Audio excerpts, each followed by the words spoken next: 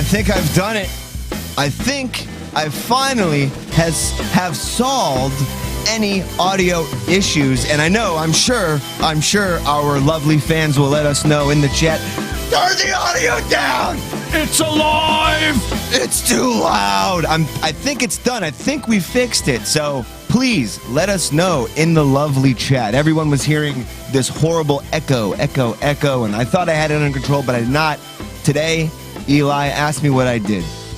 You announced that you had fixed everything regarding the audio. I put that fucking bitch in a chokehold, and I said, "You're my bitch tonight." That's what I did to it. Yeah, you said bitch twice, just like that, too.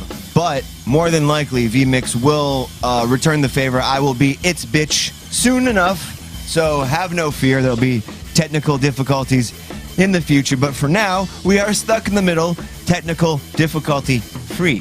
How y'all doing? Gonna be a fun show tonight. My name is Josh. Eli here. Cranston. That's all three of us. Welcome to the new version of Stuck in the Middle. The only talk show that chooses not to choose sides. A talk show for those who are stuck in the middle. A little later on in the show, we're going to have a lovely human being by that of named Anthony Straussberger. It's going to be a turd merger with the Straussberger. Straussberger. I didn't know you had that hot fire. You spit that hot fire? I do rhymes. Oh. I do rhymes in my off times. Snap diddly dog, man. I thought that was like my thing, my job, but you just... Give me a word to rhyme with. Go. Just don't say orange. Possibly the Hamburglar might show up later, too. Ziffendale. Yo, it's funny you said that because now I'm really thinking about Chippendale. Yeah, that worked out. All right, you fucking saved it. I don't fucking know. Because I'm going to watch that show Riverdale later. Oh, we just lost like 13 people. They're like, where I'm out. Like, where are the audio issues? We want audio issues. They want the echo, you know? Would it be weird if that's what I'm seeing right now? They're like, where's the fucking tech difficulties? Get off. Sorry, guys. No, we got it right. Yeah, people are pissed for it, huh? They don't... oh, shit, yeah. Well... Again, welcome to the show. It's going to be a fun one tonight. We have a bunch of fun topics for us when we put together a show.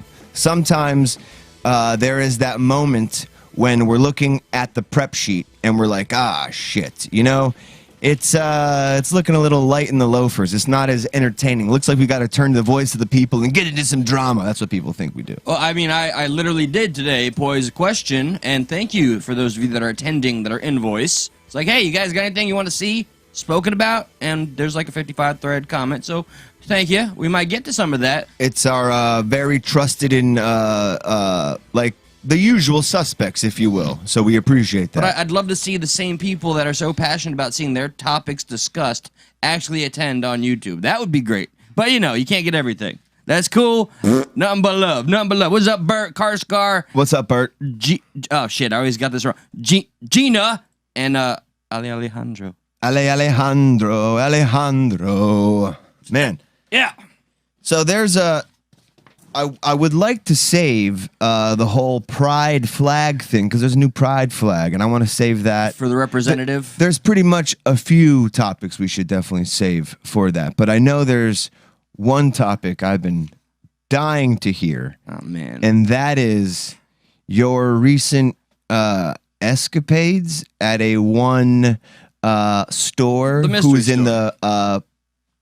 I'm in the liquor business. You sell booze. I was trying to think of like a cool word, like a purveyor of spirits. Spirits, fine, yes. Fine spirits. A purveyor of spirits. So in my my daily doings of prevailing the fine spirits, that's too many $2 words or $5 words.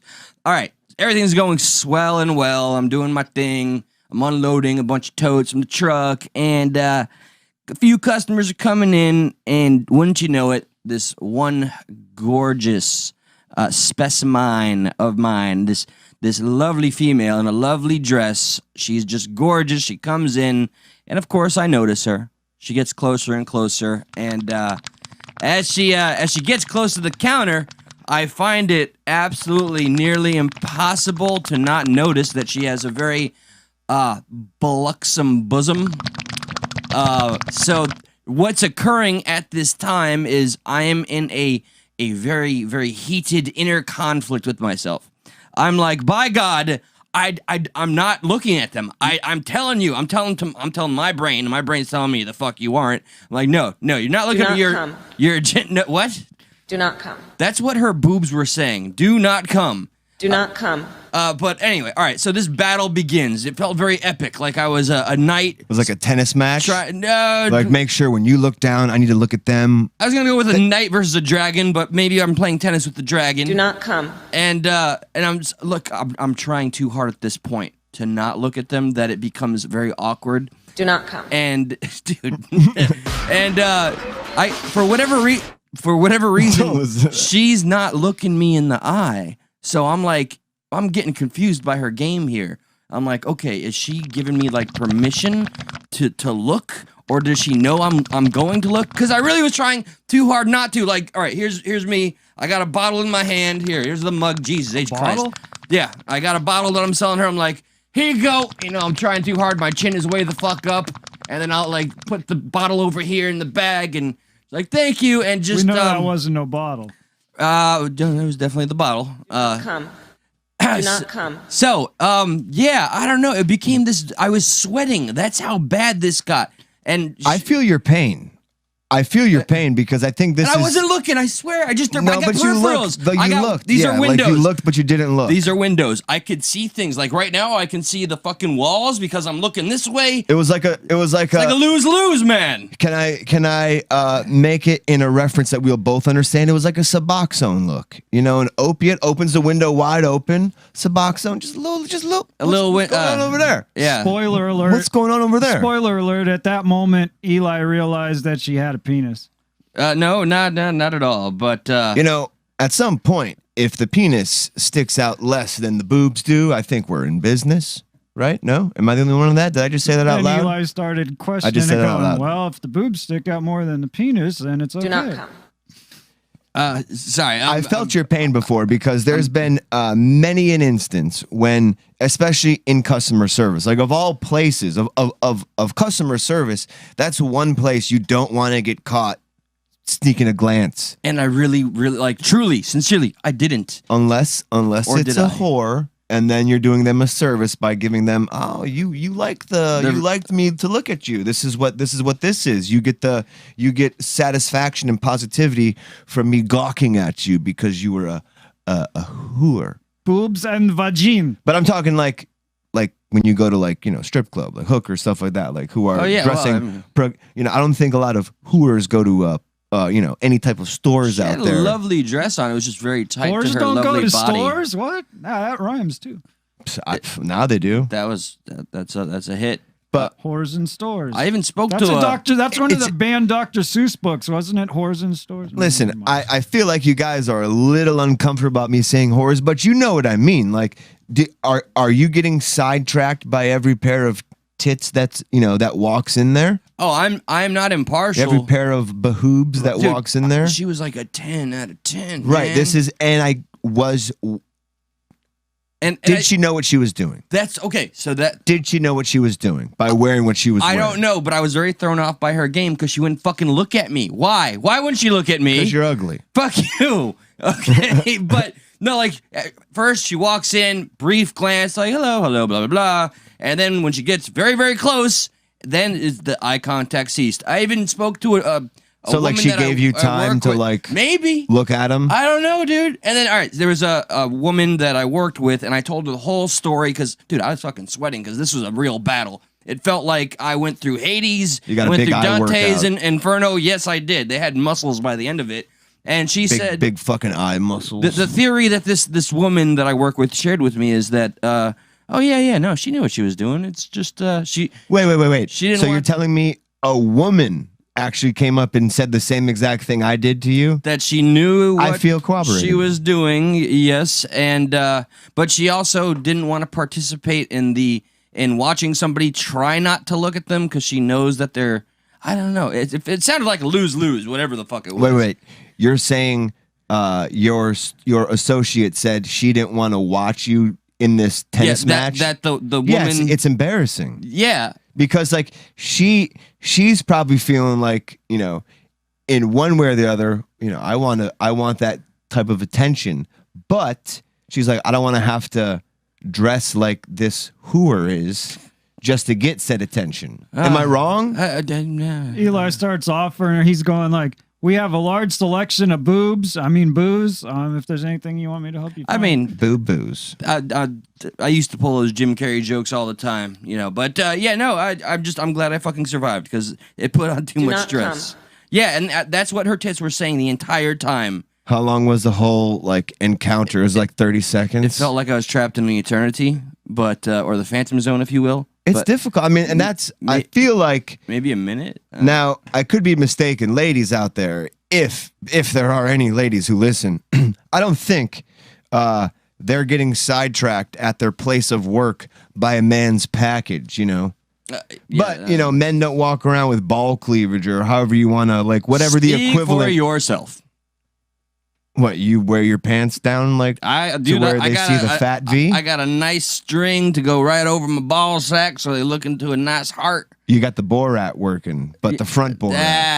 Yeah. I didn't know they allowed that at Walmart.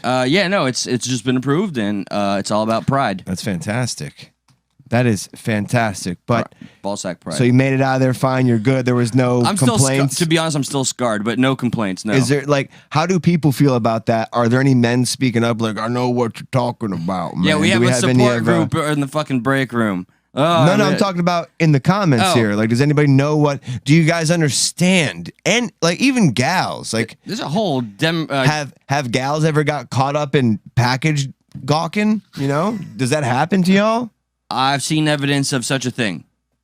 What? Go on. Of women package gawking. What do you mean? And what evidence do you have? Present them.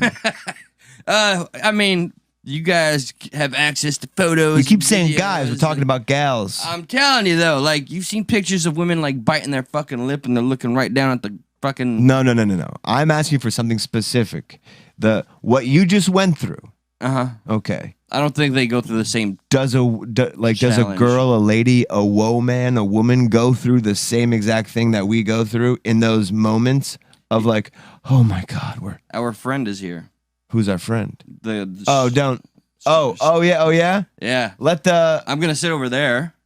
Okay, that's Right? fine. Is Yeah. that- Yeah. okay. Whatever you want to do. BRB. And then You want to go let the friend in? that's what I'm gonna go do. Okay, you're gonna let the friend in. That's Cranston. Have you ever got sidetracked by a pair of freaking bazooms? Nope. No, really? No, I probably have. You're more man than I am. Because I feel like only a true man would be able to not look the whole time, and only someone who is weak, weak-minded gets, my eyes have to go up and look back down. Certain times. Yeah, It's hard, sometimes. man. It's hard. For sure. How was your week? Because there's some interesting things to get into, but Eli had a pair of tits kind of freaking him out. How was your? My week, as Go. you know, fucking sucked. I've got a family member of mine that almost died, and which was actually my mother, and she's in the hospital. What do you mean right almost now. died? What happened? I don't. You don't have to know. get into it. Oh, you still don't know. I don't really know. I just know that she had some issue where she couldn't eat or drink anything, and she, for some reason, some throat issue, and she was hiding it, and she got really dehydrated, and electrolytes got really bad, and she got to the point where she was not coherent, and I took her to the hospital. I don't live with her, so when I found out, I went to check on her, and she was all fucked up, and I took her to the hospital, and they said that if she had come in a day later, she would have been dead because she would have had a heart attack from the lack of electrolytes or whatever. So she wasn't having anything to eat. She wasn't drinking or anything. Yeah, and because she couldn't, I guess, and she was trying to hide it because she doesn't like hospitals or something. Damn, moms are so tough, dude. Moms are so tough. I'm not gonna tough. I'm fine. I got nothing to you're good. Don't worry about me. And then you got to worry about them. Stop being so tough. Just tell me when I need to help you. Yeah, so I literally saved her life just because I went and checked on her. Okay. And You had to go Well, yeah, I went to check on her because she had been acting kind of weird the day before, and I just went to check on her, and she was like all fucked up, and then I was like, no, we're going to the hospital, and I just like forced her to go to the hospital, and she didn't want to go to the hospital either. It was just one of those things that you could tell, like something feels off here. And She it's had not been like off for maybe a week and just getting worse each day, and then I finally figured something was wrong, but right. I went in Right. and just took her in. I told her we were going in for a test for something else, and that she had to do. And then I just took her into the emergency room. I got some nurses to back me up. She tried to leave, and I said, hey, can you see that something's wrong? And I got him to kind of like gang up on her, like 3 or 4 nurses, and like be nice and like, don't you think you should just go get checked out? The doctor's really nice. It's Kinda really like help slow her. right now, Right. Oh, that's cool. They did that. How has been is that right? How has been your whole experience so far with the medical system during these times? Because you seemed, some of the things you were saying, I was quite shocked by. Yeah. Well, You don't got to get into it if you don't want I'm to. torn with it because some people have been really wonderful. Like she's had a nurse, and she's like this really like beautiful looking nurse. She's got an accent, and she's been assigned to her for 3 days. I think she might be Latina or something. She's just really a cutie, and she got like reassigned, after the first day, and she requested to like come back to do her room because help her because she knew all the facts of what was going on with her. And I'm not there. I can't be there 24/7. So there's times they need information and she can't talk with what's going on. So they're not able to get the information that they need out of her because she's not able to talk.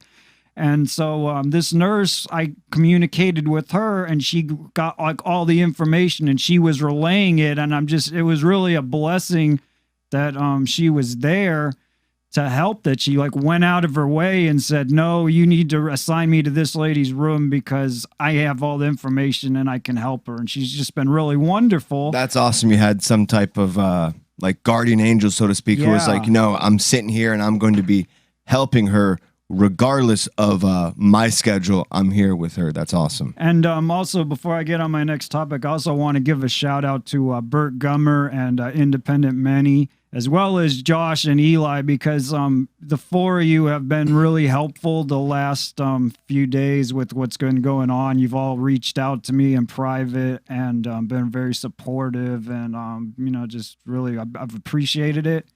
So well, like as I told you as well, man, like, any help you need like during that, please don't hesitate to ask, especially when it comes with moving stuff. And family is most important when it comes to the show. So don't worry about, if you have to miss something, you have to miss it, man. You don't have to. Oh. It's not that important as, when it comes to our loved ones. We got to see what's going to go on now. Tomorrow she's getting a tube down her throat so they can try to figure out what's wrong, and she's getting a feeding tube. So, I mean, it's getting pretty bad. I don't know really what's wrong or how it's going to go. So that's just everybody keep your fingers crossed that everything's going to work out all right.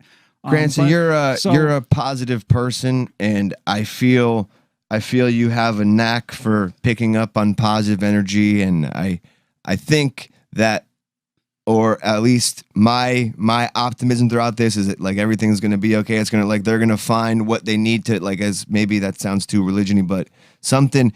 It's just like, as far as what you're saying, it seems like maybe there's this one thing that isn't supposed to be and will be found out, and then will be taken like away, and everything will be like back to normal again. Yeah, I hope so, man. I've had to do so much stuff because I have to be there at the hospital all the time. Then I'm trying to deal with stuff at her house that there's stuff that needs to get done at her house, like bills and things that need to go on. And I'm trying to do the show. So I'm just kind of like stretched really thin trying to do everything. But so one of the points though that I was trying to bring up was, I've been hanging out at this hospital for several days now, pretty much all day. And I notice some people are really wonderful, but then I also notice a lot of bullshit that goes on. And a lot of bullshit that goes on isn't necessarily from individual people, though some of it is, but more so I see how like the healthcare industry itself is like fucking bullshit in a lot of ways. There's just some different things like that I've noticed. So like one thing that's probably a stupid example, but she can't eat or drink, but they bring her food every fucking day that she can't eat or drink. And of course, she's not going to eat it because she can't eat it, but they charge the insurance for the food. So they're bringing her food 3 times a day that she can't eat. It's just getting brought in and thrown away. And then they charge the insurance for it, and they charge, I mean, whatever. It's outrageous fucking price, really, when you look at what you're getting for what they're going to fucking charge the insurance. It's bullshit. And they then, just kind of charge insurance like this. It feels like they close their eyes and like, we're charging everything there. Yeah. And like when you don't have insurance, it's like very more nitpicky. Like something seems like, why are you? It seems like as a healthcare company and doctor's office, I'm sorry to cut you off, but just to tag on to what you're saying, it seems like when you overcharge and charge things that aren't necessary, how healthcare works, now you're taking money out of a pool that somebody else could have used that money for something that is more necessary. for sure. And then there's all these different, like, I get it, like some tests need to be done, but like there are other things, like, for example, we did some CAT scans and crap like a few days before the hospital at another place. I had the results like there in my hand. The place is across the street from the hospital. But like I'm telling them what the results of the tests are, showing them like the reports, and it's like they don't want to do the test, or then it's like we're going to do the same test over and over again, like, and then you're going to bill the insurance again, like for it when you're getting just information that we already know. It's a report from across the street from 2 days ago, like, but now we have to do it again and charge the insurance, and then they bring like a doctor from like every single like subject matter into your room at some point while you're there just to evaluate you to try to see what's going on. And each one of them, you're getting charged some outrageous fee from the insurance for them to come in for 5 minutes and like, oh, well, you don't have a broken leg. Like, you know, of course I don't have a fucking broken leg. Like, okay, well, that'll be $400 from the insurance. You know, different shit like that. Right. And you can just see how they just do all this shit that doesn't need to get fucking done because you have insurance and they know they're going to get paid, and they give you a wristband on your arm and they just scan you. If you're not conscious or you can't talk, you don't even know. They just give you all this shit. Doctor come in, a psychiatrist comes in, looks at you for 5 minutes, talks to you, scans your thing, gets paid, you know? It's just some outrageous shit that they do all this stuff that people don't need, while there's people who need serious medical shit done and can't get it, and then because they don't have insurance. But then there's other people that they have insurance. I mean, we've been fortunate because she has good insurance, so she's getting covered for everything we need, so I'm glad about that. But I do feel like some things are done that just don't need to get done. Like some things are just ridiculous that they're trying to do. And I'm not a doctor, I'm not in the medical field, but I can tell some of that shit doesn't need to get done, and you're just taking advantage of the fucking insurance where other people don't have it. And I don't know, I've always been in favor of single payer or universal health care to some extent, maybe with some private options for certain people. But if there was more of a centralized thing, like when she did the scans like a few days before the hospital, they could just go in the computer and see that she's already had those scans and not have to waste everybody's time to do the scans again at the hospital that you just did 2 days before across the street, you know. And like that's one of the things like VA does. VA has everything in like a central database. So like if I do a scan of something and I'm in Miami and then I'm in California some other year, they can just look in the computer and see my scan and get the results from it, because it's like it's centralized, because VA is like a single payer kind of system. But you know, this the way this shit works, it's just totally fucking chaotic. And that's just what I've just noticed, that it's just all this shit.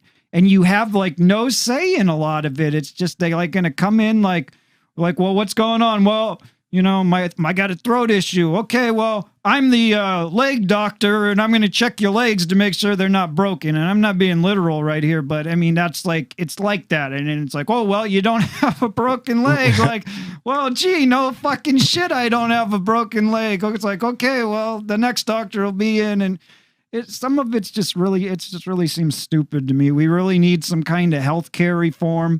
I mean, I get it that like the Obamacare is, you know, better than nothing, but we really need a fucking better healthcare system in this country. This is fucking ridiculous how this shit works. I'm sitting here watching it go on all fucking day long this week, and you just really notice the bullshit.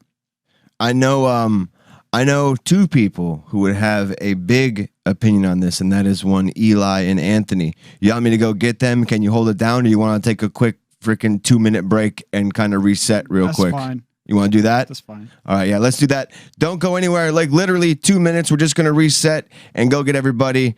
We will be right back. So again, don't go anywhere. It's Stuck in the Middle, live from Stay Stuck Studio. We'll be right back.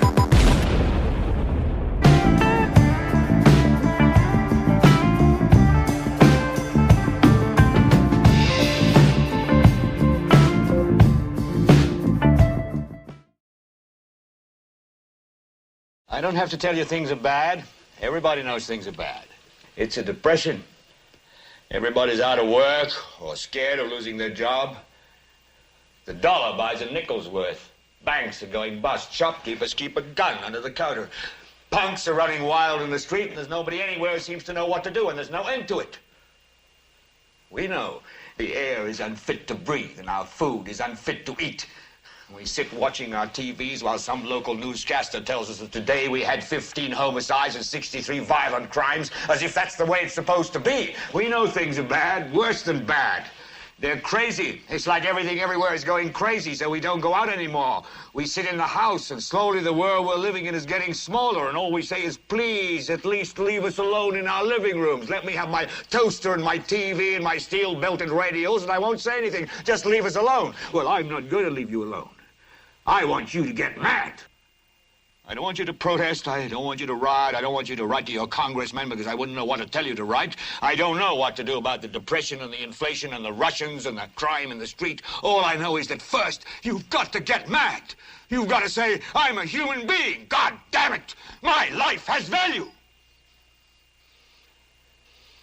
So, I want you to get up now. I want all of you to get up out of your chairs. I want you to get up right now and go to the window, open it, and stick your head out and yell, I'm as mad as hell, and I'm not going to take this anymore. I want you to get up right now.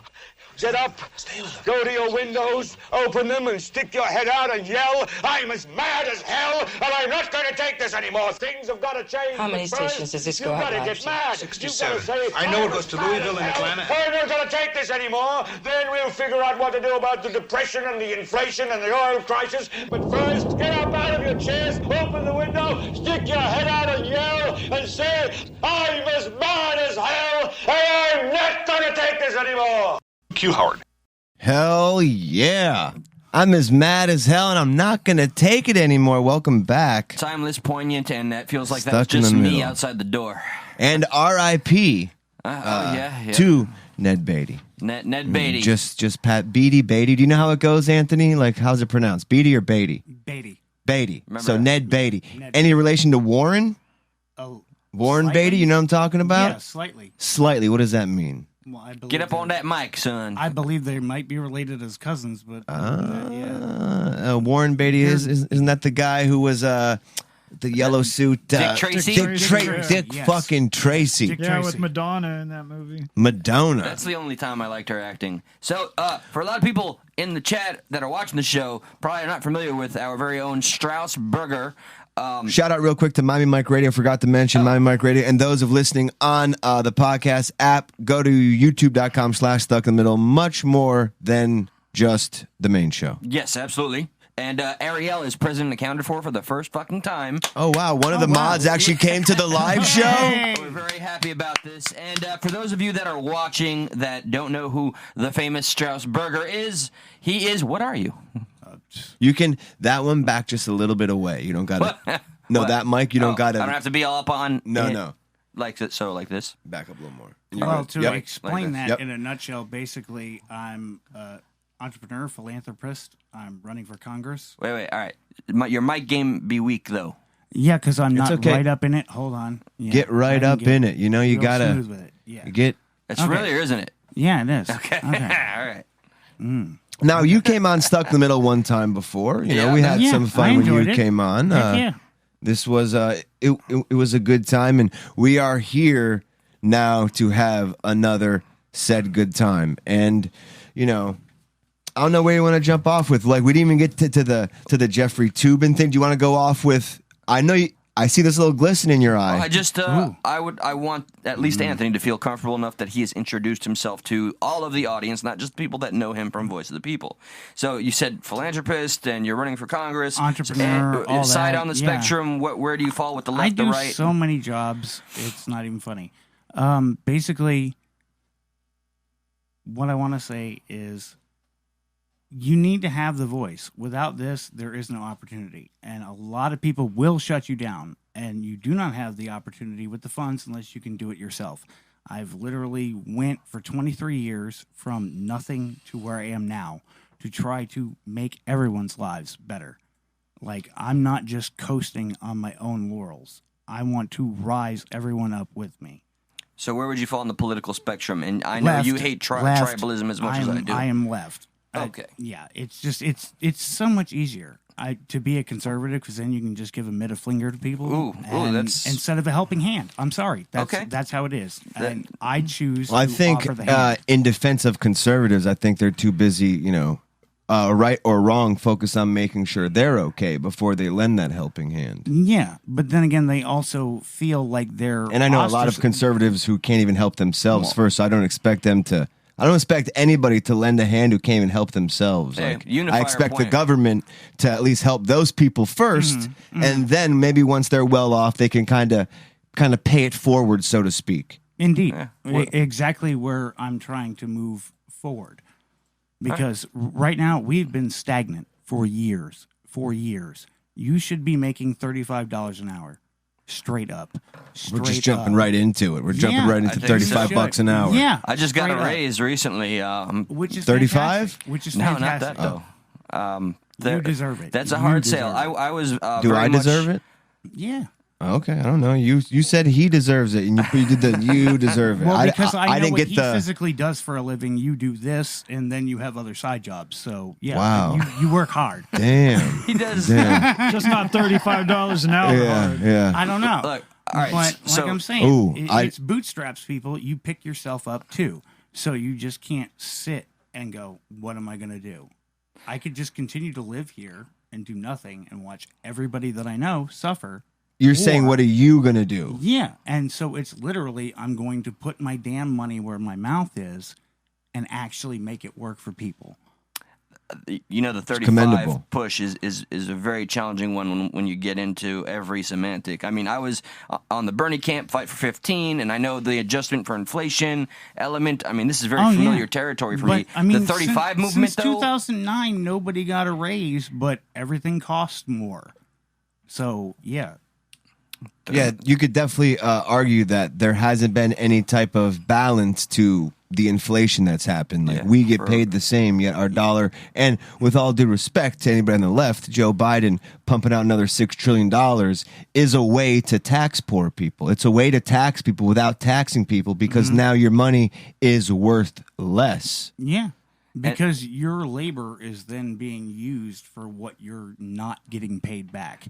So keeping the table open, Cranston, do you have any opinion on the 35, that being the new wage? I'm curious, as I'd like to hear what you have to say about that. I don't know. It's probably too high for really. That's fine. We can talk about it. We can discuss it. There doesn't have to be, oh, it must be this. I feel like $35 an hour is like that point where like you start off expecting to be worked down a little bit. Yeah, you know, it's like it's a good negotiating tactic. It's good in theory. Like, I mean, I like it, but I don't think that it would really work out the way we think it was. I think we'd see a lot of big corporations just quit hiring people and buying robots and machines, and shit would just go more automated. And so then the people that are working would get $35 an hour, and you'd have a bunch of people that are fucking out of work without anything to do. I mean, it could work if you had like a universal basic income or something, but I don't know. I just think it's I think it's just a too high of a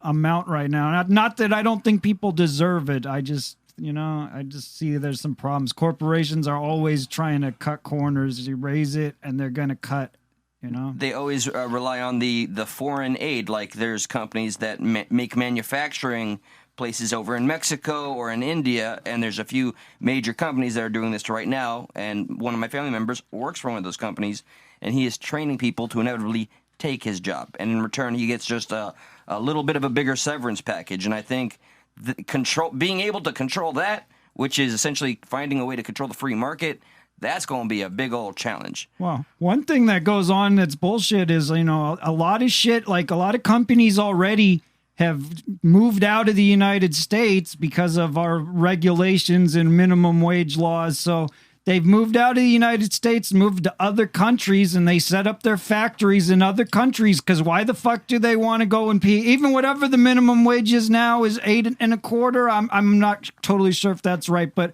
whatever it is, why pay $8.25 an hour when you could go to some other fucking country and the people are starving and they're begging you to give them a job, and they'll come in and they'll do the same fucking production for fucking 5 cents an hour or whatever, and they're happy to do it. They're begging to do it. And we have all these different companies that outsource to other countries. They produce and they pay the people goddamn shit fucking wage. You think it's bad here? What about the people in these countries who are working fucking sweatshop fucking wages to make our shoes and our fucking clothes and fucking shit like that, and they're getting paid $1 a day to fucking bust their ass hard labor, and they're glad to get it. And then the fucking thing that they make for 5 cents an hour, it comes over here and we buy it for fucking $80, whatever, a pair of shoes, a fucking pair of jeans, whatever, $80 fucking shoes or whatever that fucking some migrant person got paid 5 cents an hour to fucking make. You know, that's what countries do. I mean, they've already done that with minimum wage. That's how they get around minimum wage. You know, same reason why a lot of times when you make calls to fucking different companies, like the 800 numbers and shit, you call Comcast or whatever, you get some guy in the fucking Philippines or wherever the fuck they are, because they don't want to pay the fucking United States minimum wage. And you can answer the phone from goddamn Malaysia or fucking wherever for 5 cents an hour or whatever it is. It's like one of those things that has that repercussion. Go ahead, Eli. No, I think that it starts with an idea, and then you got to work with everything that you got to face after having the idea. What were you going to say, Josh? No, it's just pretty much just kind of what I tried to sum up real quick. Just the fact that everything sounds good. Okay, for instance, one of the reasons why maybe you could call me conservative, or one of the reasons you can call me right-leaning, is because I don't like the idea currently of bigger government. I don't like our government now. Mm-hmm. I don't think those people in government, right, left, middle, center, up my ass, should have more power. So currently, so when I hear people say, "Oh, here's the solution, just give the government more power," it's like the same people who have the power now are fucking it up. So there needs to be this overhaul first before. So the answer sounds simple. Let's just give them more power. But no, we got to correct this thing before we go to, more power, before we go to what we were just talking about. This falls on the idea stream. I think that even our government needs this sounds crazy, maybe, but civilian oversight, like we the people need to be able to see what the fuck they're doing. And just as much as I don't trust the government's Is there far-reaching not power, civilian oversight? I don't know. It feels There like they is, get but away it's with not fucking far-reaching murder. enough. But Yeah. I also believe once a private sector, say like Amazon, which is immensely successful, or and I don't know if that's a good example, but like they cut their corners too, and then you find themselves like not regulated enough, and it gets a little out of control. So, I mean, I don't know where the win is. So here's the thing. Oops. I do think the minimum wage should get raised. I'm not sure about $35 an hour, but one thing that I would like to see is, besides the minimum wage being raised, I'd like the fucking people to get more from the fucking government with our fucking tax money. Because our tax money is going to fucking all kinds of stupid shit. And we've got people with no fucking health care, people that have no place to fucking live, things like that could be taken care of. We got rich motherfuckers who are billionaires that own goddamn 25 fucking houses. Well, now when you got one motherfucker BlackRock, doesn't right. even have a fucking place to live. Bezos It's is fucking about to fly to stupid. space. You have BlackRock buying up all these houses from essentially like the middle class, buying them $1 million over Exactly. cost, taking away any type of possibility to rent or own a home for people Exactly. because it's And then it is a they little rent crazy. them to fucking the minimum wage people who can't goddamn afford it. And it's like fucking corporate slavery because you're Or making they don't shit. rent them to them. Well, yeah, Even worse, sometimes, almost. Sometimes, like but now we have this Right. higher elite renting pool. Real quick, yeah, guys, we have some bad weather, so if you see any buffering on our end, it's raining cats and dogs out and there. two, you also brought up 8 or 9 different social issues that weren't really addressed. Why did all the jobs leave? Why are people so poor? Why do they have no health care? It was a long tirade. But it all basically boils down to is that the people in charge basically saw it as a financial decision. It does not behoove them to make this better. So what they can do is milk it for as long as they can and screw over as many people as possible. The unemployment system in Florida alone is one of them.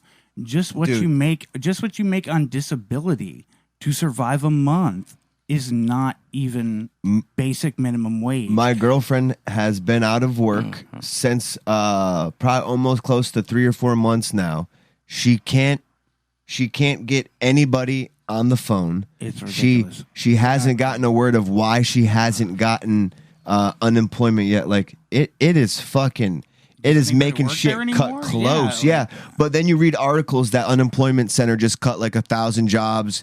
People there say they're running out of money. So you wonder, oh shit, maybe Florida doesn't have this money. That's why Biden's printing No, they $6 trillion. They have it. And if They- you just they go- don't want to spend it. If you just go driving around right now, you see all those for like now hiring signs. Oh, and then yeah. you Nobody see wants your- to work though because they're getting paid more with. Oh my God! The Dunkin' but- Donuts right around my house will pay you $15 an hour if you want to work between At the Dunkin', hours. what? Yeah, So- $15 an hour if you want to go there and work till 2 a.m. so I got another Or example between which 4 a.m. and 2 a.m. which Yeah, goes it's- into one of our topics, the one about the power station.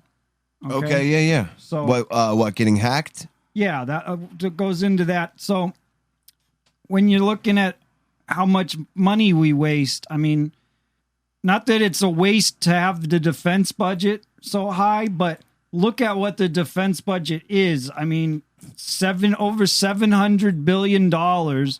And what is a lot of that for? We're building like tanks and submarines and goddamn shit that we don't really use. I mean, we need some of them, but I don't know if we really need that level of them. We're buying them so that our fucking defense contractors can get paid. I think we're You know, all and unified on that's this the point whole here. point. So why couldn't some of that money go to other things like healthcare? But then, and then another point of it is, our wars really fought on that front anymore? To the where you're using, I can get fucking- behind that. You know, where you're really using the tanks and the submarines and all of that kind of shit. Are the wars not turning into cyber wars now, because that was the whole point with Or this. chemical warfare. Well, this Puerto Rico, like COVID, COVID. For the over expenditure, I mean, you guys have seen the fields of like all of the machines that like Halliburton or any military industrial fucking contractor has built, and they're just there barren, or they didn't even work. And so that's where I address too much money being spent in our military, as much as I think. To me, it's one of those same issues again. It's like reallocation. I agree with you, but until we stop making money out of being the world's police, that military is really only one of the only thing that's keeping the U.S. afloat, that and the petrodollar.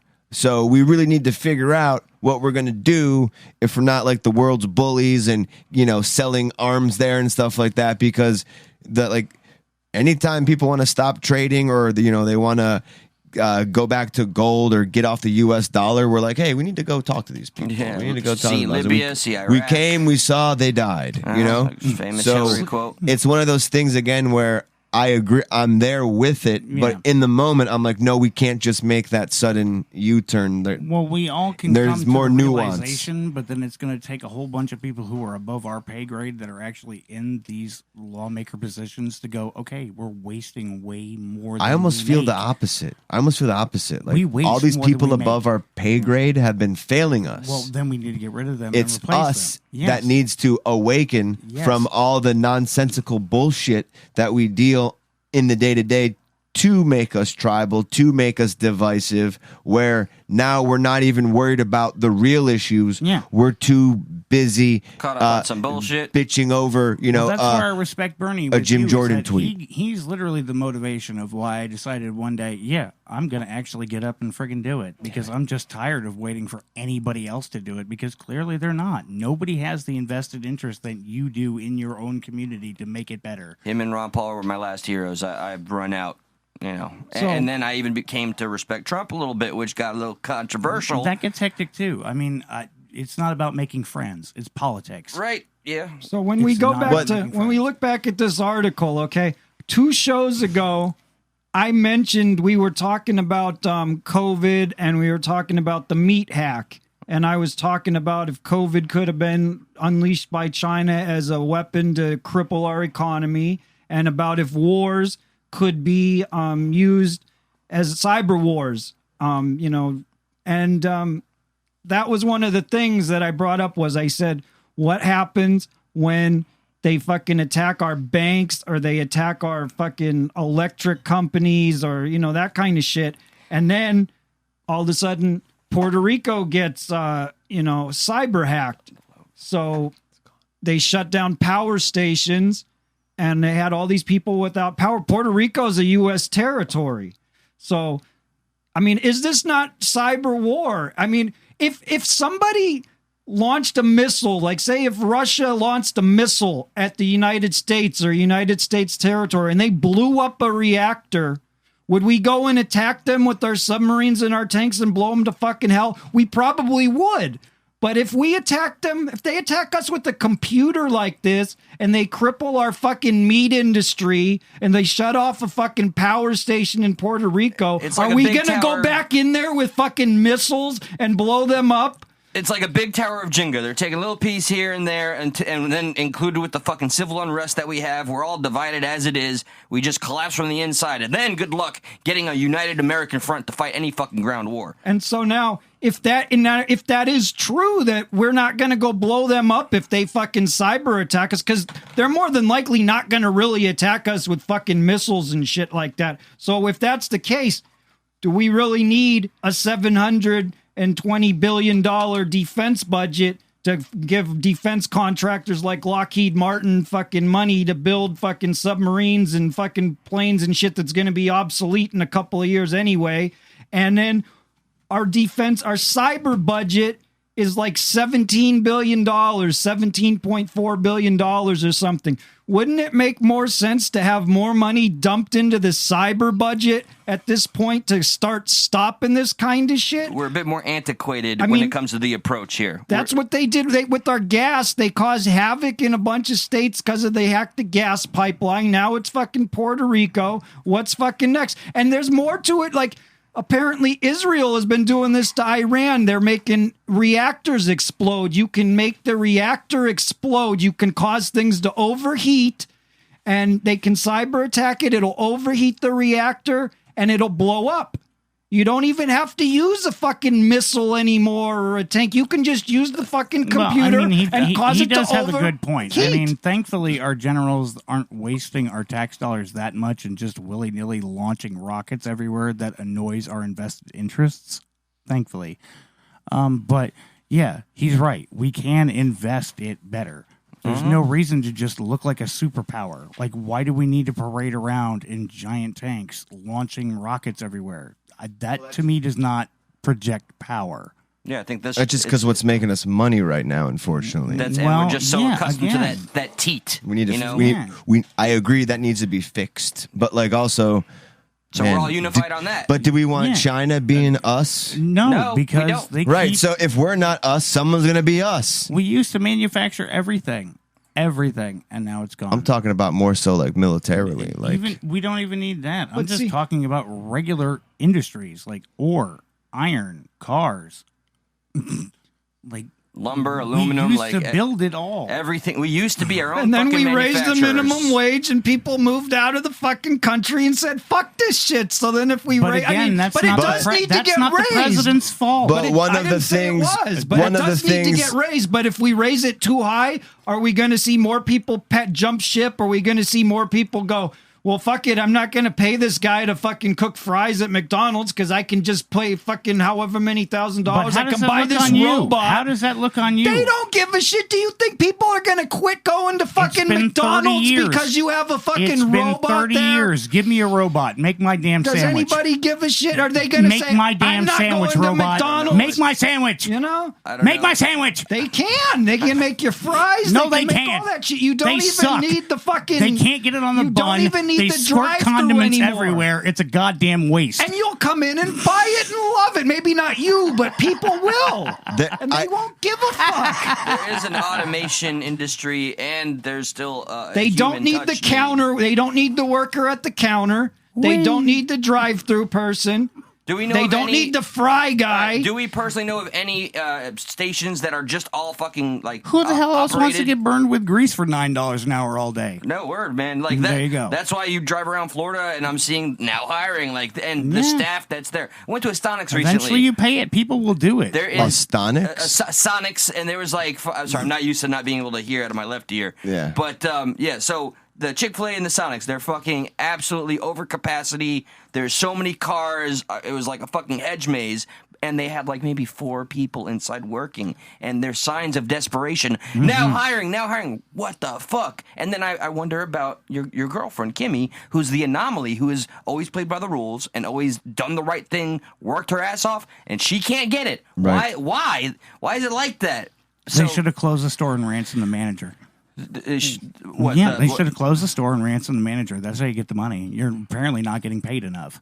Anarchy. And even if you look in the grocery stores, Take even the now, like, means back. have you seen like they got self checkouts in the grocery stores now? I mean, that's an example of it. It used to be that was somebody's job to sit there and check out your groceries and bag your groceries and run them through the thing. Now you do the shit your fucking self at some places. Like, you go I forgot I didn't work there the other day. Yeah, you I was scan like, the fucking groceries. to be here. You scan them yourself. You pay them yourself. You bag them yourself. And that used to be somebody's job. Isn't that like a byproduct of like capitalism, so to speak? Like, okay, here's what we were forced to do. We found something that was more efficient, and now it's going to work better. So now we're going to use this, and this wins the wins the race. We've conditioned ourselves. I think that is the like evolutionary idea. But like I've noticed Pavlov's dog, we conditioned ourselves. Certain businesses that keep the common touch of the people seem to have a level of respect from the market. a couple of businesses that I have in mind that I don't want to say out loud. Like, say, for example, Chick-fil-A. They're known for their exceptionary fucking kick-ass sauce, man. Customer service sauces. I used to not go there because of their religious stance. All I know is they like 3 out of 4 people here. Shit. Well, every time you go, you all owe me $20. That's all I'm saying. Well- Every time you go to Chick-fil-A, from Well, now on, just from so Month of you Pride, know- you owe me $20. I've been there never twice, been. so the bottle covers it. So fuck off. So yeah, but like, is Chick-fil-A like paying more, like an exceptional minimum wage? Because why are they known for being so fucking good? Why are their employees so spookily happy? Because they're all white and Christian? Is that what's going Spookily? on? They don't work Sundays. Spookily, motherfucker. They don't work Sundays. I know. Spookily, do you speak it? I don't think that the when you said about capitalism with the automated, I don't even think it's necessarily that so much as I think it's like a cost benefit analysis. They look at it and they say, truly. I Yeah. can buy this machine. But isn't and that kind of what Well, capitalism no, is? one Like the way or best the thing other. Sure, wins? but what I'm saying is they're looking at it from a financial standpoint. I'm just Right. going to make up Capitalism. numbers. Let me just make up numbers. Yeah, I have right. no, Wait. like, they're not real. Ooh. But let's just say, for example, they said, okay, I pay this worker $30,000 a year, and I can buy this machine for $20,000 a year, and all I got to do is pay $1,000 every year to get it serviced or whatever. $20,000 one-time payment, not even a year. not yeah, every yeah. year. But also- And then they save all this fucking money. Your job's gone. Doesn't that default to the capitalism? That's yeah. just the nature of the That's beast. what I thought how that works. Which is why, to the chagrin of You don't a got to lot- yell, sweetie. Sorry, god damn it, fuck. To the chagrin of a lot of our viewers, I am on the left side, even though I divorced them. But you're not on the left anymore. You had that really cool yeah, kick-ass letter. It's okay. The Greens will accept you. Who It's will? okay. The Greens will accept you. Damn it, man! Now, because I took the fucking the headphones off, Just put one on. You're fine. Just don't yell. Yeah, And if you're gonna yell, do this. Back I up can't when tell you what yell. I'm yelling, but okay. I can't hear myself. Yeah, I have a voice and modulation disorder. I can't control the tone of my voice. Let's just. I'm just saying maybe 35 could be too remember high, now. but maybe you raise it considerably and then you give people health care and you give people different things like that There that you go. will actually There you go. benefit us. Incentivize people You to know? go to That's work. my biggest focus personally. I understand you went on a long rant about healthcare, and that has been one of the major political movements for me, or political issues for me, since I got involved in political activity. I think if we can focus more on our healthcare, a lot of things would start to come to fruition a little better. And then we could start addressing the wage disproportion and the wealth gap, which is immensely gross to the point that we have no fucking middle class, or barely a middle class. And the middle class people I know now have like no life. It's 7 days a week, 24/7, and maybe if they're lucky, they get 2 days off at Disneyland. What literally starts there, Eli, if you don't have any kind of health care or even remotely like a plan of a health care, you can't do anything. Like, if you're homeless, how do you get a job? And how do What do you you, mean? again, like I didn't have health care for the longest time, and I Sam. did. what just you used the can't pay emergency for, What you room. can't pay for now is going to be exponentially 10 times worse later. Healthcare wise, if you can't get whatever your problem is now looked at, No. you're looking at bills years from now. Oh, I see what you're saying. Yeah, like Yeah. So like it you just- put a it Band-Aid starts on a there. little Yeah, on something it's- that needs stitches. It's going to get infected. It's going to grow. Yeah, It's gangrene. It's going to and then you're screwed. Yeah, But like you do. pay you out of can pocket. a lot of times you go emergency most people, room and most they people write are that literally shit off. one emergency away from losing everything. They don't know how they're going. Oh, yeah, do for it. sure. Paycheck Yeah. to paycheck. If you I'm right can't there- come I'm up right with that there with payment, those people. done. Right. And See, go ahead. I feel like the minimum wage jobs, all that they should be for is for like students, like not college students, I've like heard this. high school students. Like if it's somebody who's under 18, who's like in school, that's who should be making maybe that kind of wage. That's what those jobs should be. Entry level jobs for people who are Fuck like yeah. in school, the working student to come in and make the fucking $8 an hour for like a couple of years till they graduate high school. Then they got 2 years experience and then they can go on to something else where they get paid more and they have experience. And that's all it should be, is the fucking factory for the fucking kids that are coming out of school to get experience. There and are get a job. people who there are people who believe that a minimum wage job should be like what do you call it? Like it should Menial be tasking. No, but it should be like Backbreaking. substantial enough to. So here's my issue with like we're assuming that it's all Unpaid? kids. No, like more often than not in the customer service industry, there's a lot of people that are just not the ones that just only came out of retirement, but like grandmas and mothers that happen to for whatever reason. This is where personnel accountability will fall in. But that's also maybe like there was like exactly it's really like we're gonna end up being more so like anecdotal with their experiences, but like did they learn any trades? Did they know anything of value they can I just put into whenever I go on my break to any of these like fast food chains, I look around and I see the majority. There's the kids trying to pay through summer or school, but mostly it's older people that just for whatever reason have found themselves there relying on that to be that much, in that specific type of job though, kind of low physicality, so to speak. So it is going to attract some of those people who maybe didn't have like retirement for better or for worse. I'm just saying that's going to attract those more elderly types of people at that minimum wage job. You're going to see less elderly people working at McDonald's. Like Some people just needed a job and they hired and was like, okay, here I am. If they had a law that said rich people and poor people had to switch places every fucking week, we wouldn't have none of this shit going on, because the rich people would get to see what it was like to be poor and they would say, fuck this shit. You pass a law every week. If you're over a certain income, you have to switch places with some fucking poor people and live poor for a week, and you keep switching back. That shit would be fucking gone. So the plot of Trading Places. One Okay. comment that I'd like to kind of read out is, okay, but Canada has the same deal and they hate their healthcare system and their taxes. I'm going to say false. You're right about the taxes being high, but my family there, my aunt had cancer. Without the help of the government, it would have been so much worse. So I'm going to say, you have some credibility to your comment, but it is not the entire truth. Because it's a typical they do bring point. a light to it, because democratic socialism is not perfect. And we're not saying that it is perfect, but it's improving on what we have now that nobody is trying to do anything with. So if we can give people access to infrastructure, healthcare, education, they're going to be 10 times more invested to give back into the communities that they left. Yeah. So they're not just going to take this money, take this education, and just screw everyone and go off, like he said, and just spend money on another country to go build it quicker, cheaper. Anybody can do what you do better for less. It just depends on what you're willing to sell yourself for. I'm not worth less than 10% every day, or I'm not getting up. That's not why I would invest in a business. If I'm not going to make any damn money, what am I doing? Why am I wasting my time? So when you think about it, you need to make your money work for you, and then that's where you're set free, because then it will start working back for you. You need to invest. I just want to see the implementation, because this is the art of conversation that I've been passionate about, and I guess I'm starting to get a little fucking not sour, but the conversations are being had. I want where do we see where's the beef? It's depressing, because constantly it's always this battle between that right and left, and it's like I don't really care about the nitpicky things. I want to know, what are they actually doing? Like, read what they're passing in laws. Yep. This is what we need to focus I wish on.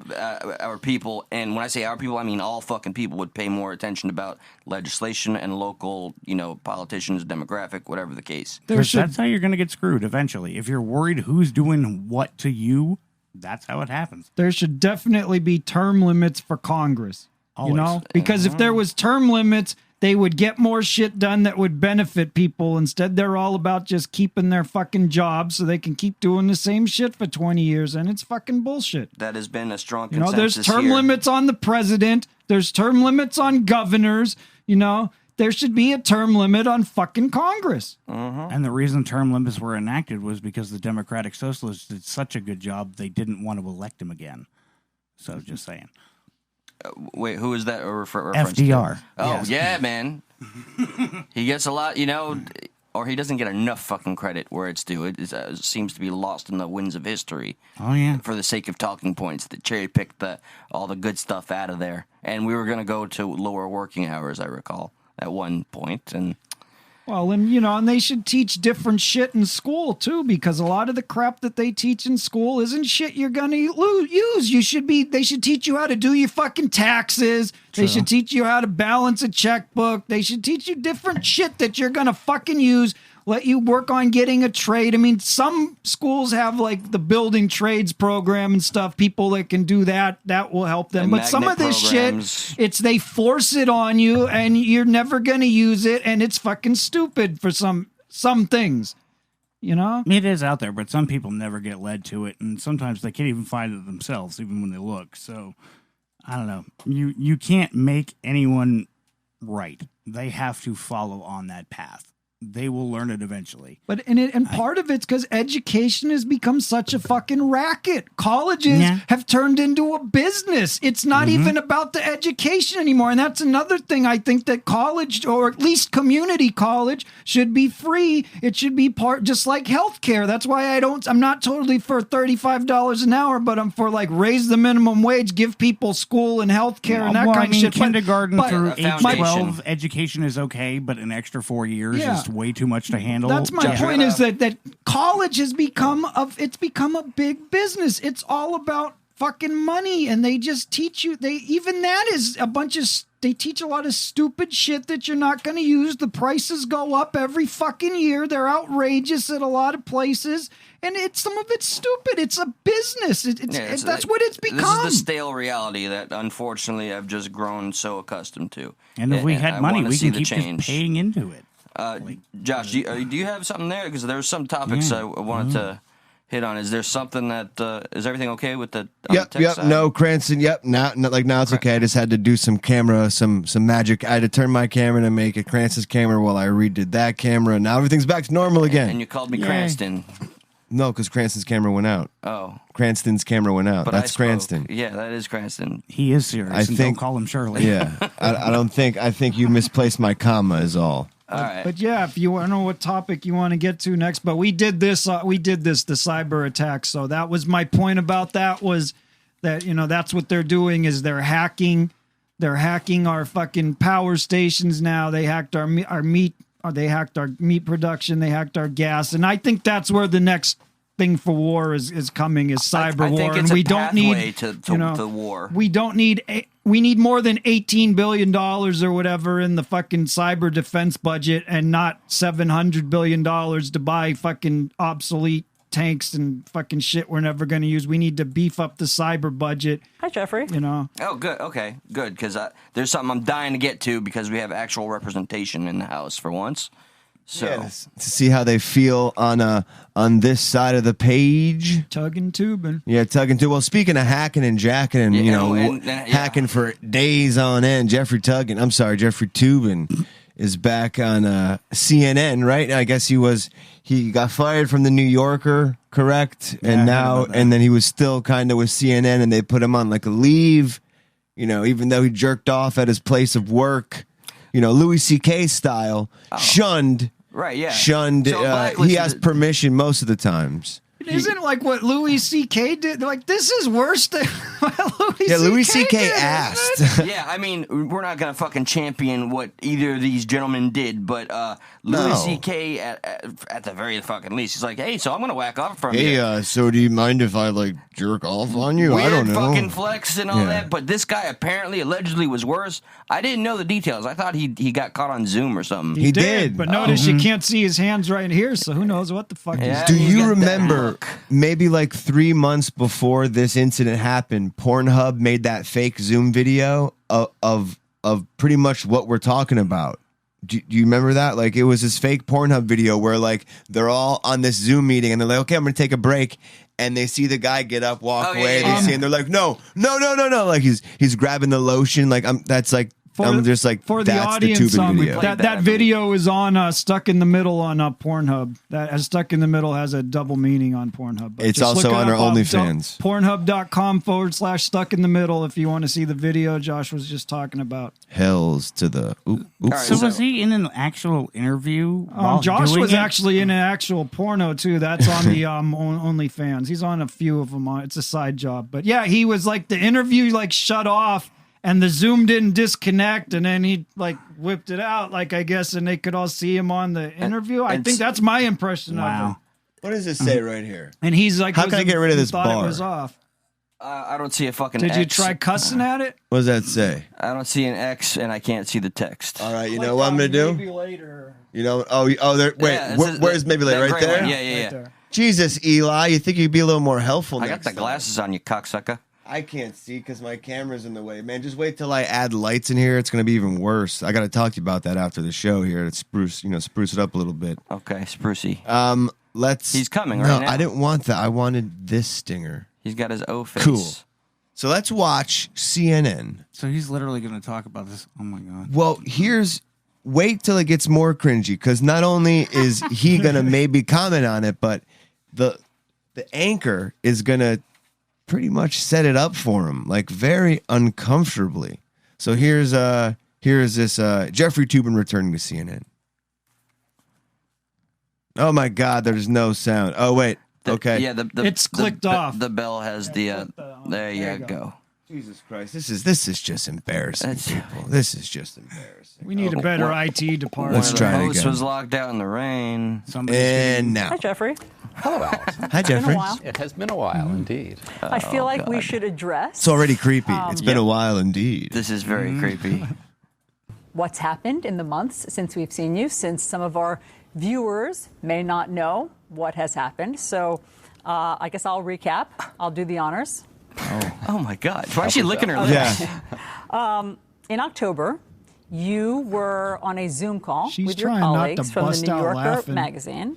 Everyone took a break for several minutes, during which time you were caught masturbating on camera. You were subsequently fired from that job after 27 years of working there. And you, since then, have been on leave from CNN. Do I have all that right? You got it all right. Sad to say. Okay, so let's start there. To quote Jay Leno, what the hell were you thinking? Well, obviously, I wasn't thinking very well or very much. And perfectly well. It My was hands were something that moisturized. was What else can you inexplicable do? to me. I think one point, I wouldn't exactly say in my defense, because nothing is really in my defense. I didn't think I was on the call. I didn't think other people could see me. You thought that you had turned off your camera? Correct. I thought that I had turned off the Zoom call. Now, that's not a defense. This was deeply moronic and indefensible, but I mean that is part of that. That's is real part in of the studio story. noise, by the way. And you know, I have spent the 7 subsequent months, miserable months in my life. I can certainly Not masturbating. confess. Trying to be a better person. I mean, in therapy, trying to do some public service, working in a food bank, which I certainly am going to continue to do, working on a new book I don't think about he the should be Oklahoma City touching bombing. food. But I am trying to become the kind of person that people said can calm. trust again. Dude, you just rubbed one out. I'm sure like, you've bad timing. He said, I'm trying to How calm. quickly she's like, okay, so you jerked off on Zoom. So what's up with that? Yeah. And he's just like, well, my bad. I wasn't intentional. Essentially, it was just a one long my bad, and here's what I'm doing to be a better person. Like, dude, you could have just waited, but hey, fine. I fuck think it. my colleagues know this wasn't intentional. And they're like, well, how do you know that? Like, they saw my O face. And I don't show a lot of people my O face. It's like, oh, God. We have the original video. Not that I'd want to watch something so No, perverted. it's not. It hasn't been leaked. But that one Pornhub video was going around as if it was Toobin. Because Right. Okay. pretty sure it was. That's exactly what happened. She's trying not to bust out laughing when she started talking about it too. Yeah, If you see I know. her face, she's trying really hard to keep it together. Because she's probably like, whose fucking idea was it for me to recap him jerking off? That was probably the first time she ever saw that. Jeffrey was copy. probably like, Yeah. slow down, hang on a second, let me just say it's a little slower for me. See, he's got his hands up on the table, nicely folded, interlocked. Yeah, I got the little title right over where his hands are folded on. We know you're kind. Her eyes are slideways, making sure they don't go anywhere. And he bought You stock played? in Jergens, you say. Yes. Yes, indeed. That embarrassing moment over and over many times. What? Have you ever thought? What did she Wait, do? did you say you replayed it over many times? Is that Many times. She kind of said it like, huh? where she's like, you've played it over? I'm sure you've played it over. Let's many see what times. she said. Hang on, yeah. Okay. I'm trying to become the kind of person that people can trust Do again. not come. I'm sure you've replayed that embarrassing moment over and over. I'm sure you've replayed many it times. Many times. Have Many you ever times. thought about Yep. what it must have been like to be on the receiving end of that Zoom call? Sticky, face full of, screen full of cum. Screen full of cum. Couldn't see nothing. Wipe it all I off. discovered I was a voyeur. Yeah. I haven't just thought about it. I've spoken to several. I jerked off about thinking about it again. About it. Very And, meta. They were shocked and appalled. I think they realized that this was not intended for them. I think they realized that this was something that I would immediately regret, as I certainly did. And it was that day that I began apologizing. And I'm immediately regret. just gonna test something out real quick. No, you're gonna immediately regret that. What? You're on camera. Don't do it. Just chill, guys. Don't do it, man. Relax. Oh, God damn it. God damn it. So Toobin's back. Welcome back, Toobin. I wonder how long you could have gotten away with that. But Louis C.K. was just completely, When a comedian railroaded, does it. jerked off at work. So was Pee Wee Herman. It's the same thing. No, that's a little Pee Wee different. Herman did it in like a movie theater or some shit, didn't he? I lost my bike. Yeah. I gotta also say, Nicole just showed up in the I saw chat. her. Give a shout out to Nicole Haven't for seen her tuning work. in I'm and glad to supporting see you. us. I saw Nicole. So yeah, we just talked about masturbating. So Fun times. what's a proper segue for the thing? Well, we had which one? The wavy flag thing.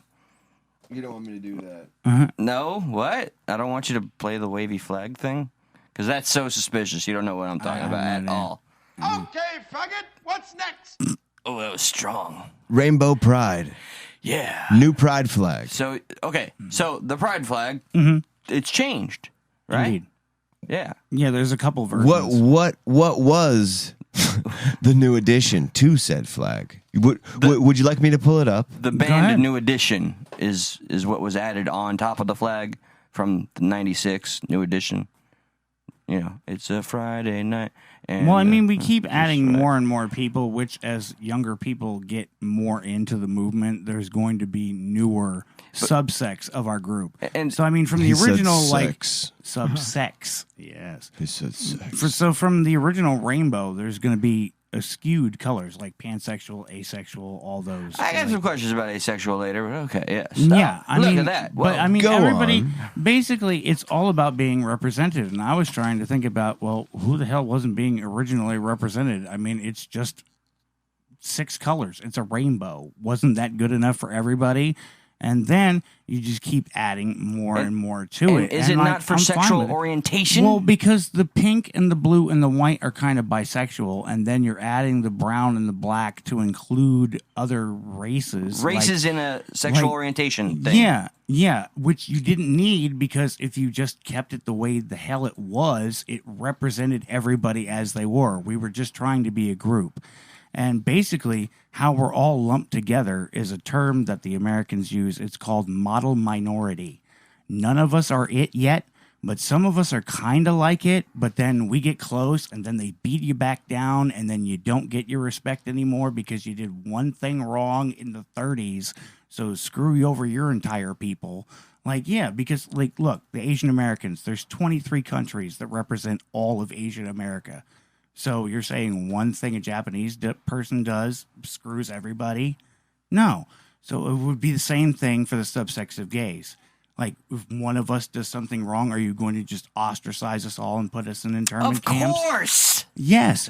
So, I mean, at That's the least, smart thing hey, to do, if right? anything, I want consistency. If you're not gonna do me nice, give me consistent. So can I just say real quick, one of the reasons why we brought this up was because someone on Voice of the People made this post right here. They said, and I don't agree with the first part. Oh, but Maiku, yeah, I don't know. No, Yeah. well, we blurred it out. Oh, sorry. Yeah, We got an interesting comment in the chat too about the flag. Somebody said black and brown is a sexuality now. No, shut up. Well, they I think he's also. joking, Well, you see, but- it's more confusing. It Yeah, no, just the- makes it more confusing. I'm assuming I don't really understand I feel like- much about it, but each color is supposed to represent a different group of people, right? And like a Technically, but color represents like a. and it's supposed to be like an unity, emotion. right? But Yes. but they're leaving white out, right? So it's like Oh, believe me, everybody's unity, and there's fuck exclusion. Fuck white. There's exclusion. I literally That's had just my, somebody tell and I'm me. not trying to be like No, it's a not dick you. about it. I'm No. just really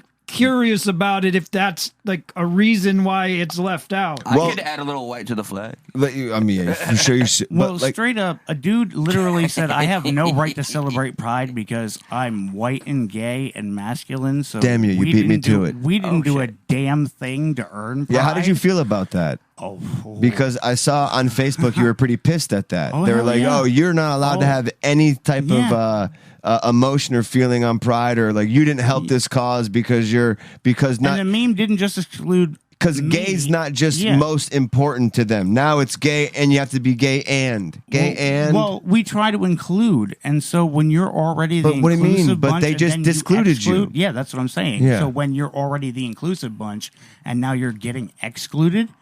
I remember that show, Hell no. The Inclusive Bunch. Yeah. Marsha and But for Barry. what reason, though? For what reason? Well, apparently only black trans women own Pride. That's it. Yeah, They earned it. They threw a brick at a cop. That earned it. Really? That was all of Is the that gay all it rights is? struggle. If Done. If I threw a brick at a cop, could I get my face on the flag, perhaps? Probably. Eli Pride? It might have Yeah. been smeared in there by the cop. Yeah. Yeah. Oh. A little bit of Eli's face on the brick. Back in the 60s, it wasn't like you could just willy-nilly be who you were. If you look like a Doesn't he peacock- sing on the road again, willy nilly? We're gonna. He's got a new one coming out, willy nilly. And there's one he does with Snoop Dogg too that's coming That out. You shit's should check good. that one out. Anywho, the point that I'm trying to make is that it takes a collective experience. It's not just who I am as a gay person or who you are as a lesbian or who you are as a trans. It's all of us, our collective experience that we all get to learn from each other and build stronger from that. So you just can't exclude somebody. Like, we were all busting our ass. It wasn't like I was just hiding in the closet for Yeah, for 23 sure. damn years. Damn it! I Like, avoided no. an inappropriate joke.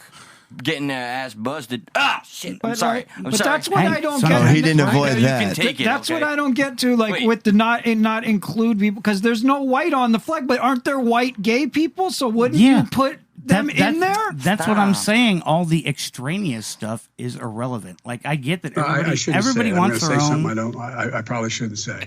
I don't really have an opinion about it. I'm just Everybody curious. I wants don't a know flag. anything about it. Somebody's Everybody in the wants, chat, That's why I'm everybody asking. wants a flag.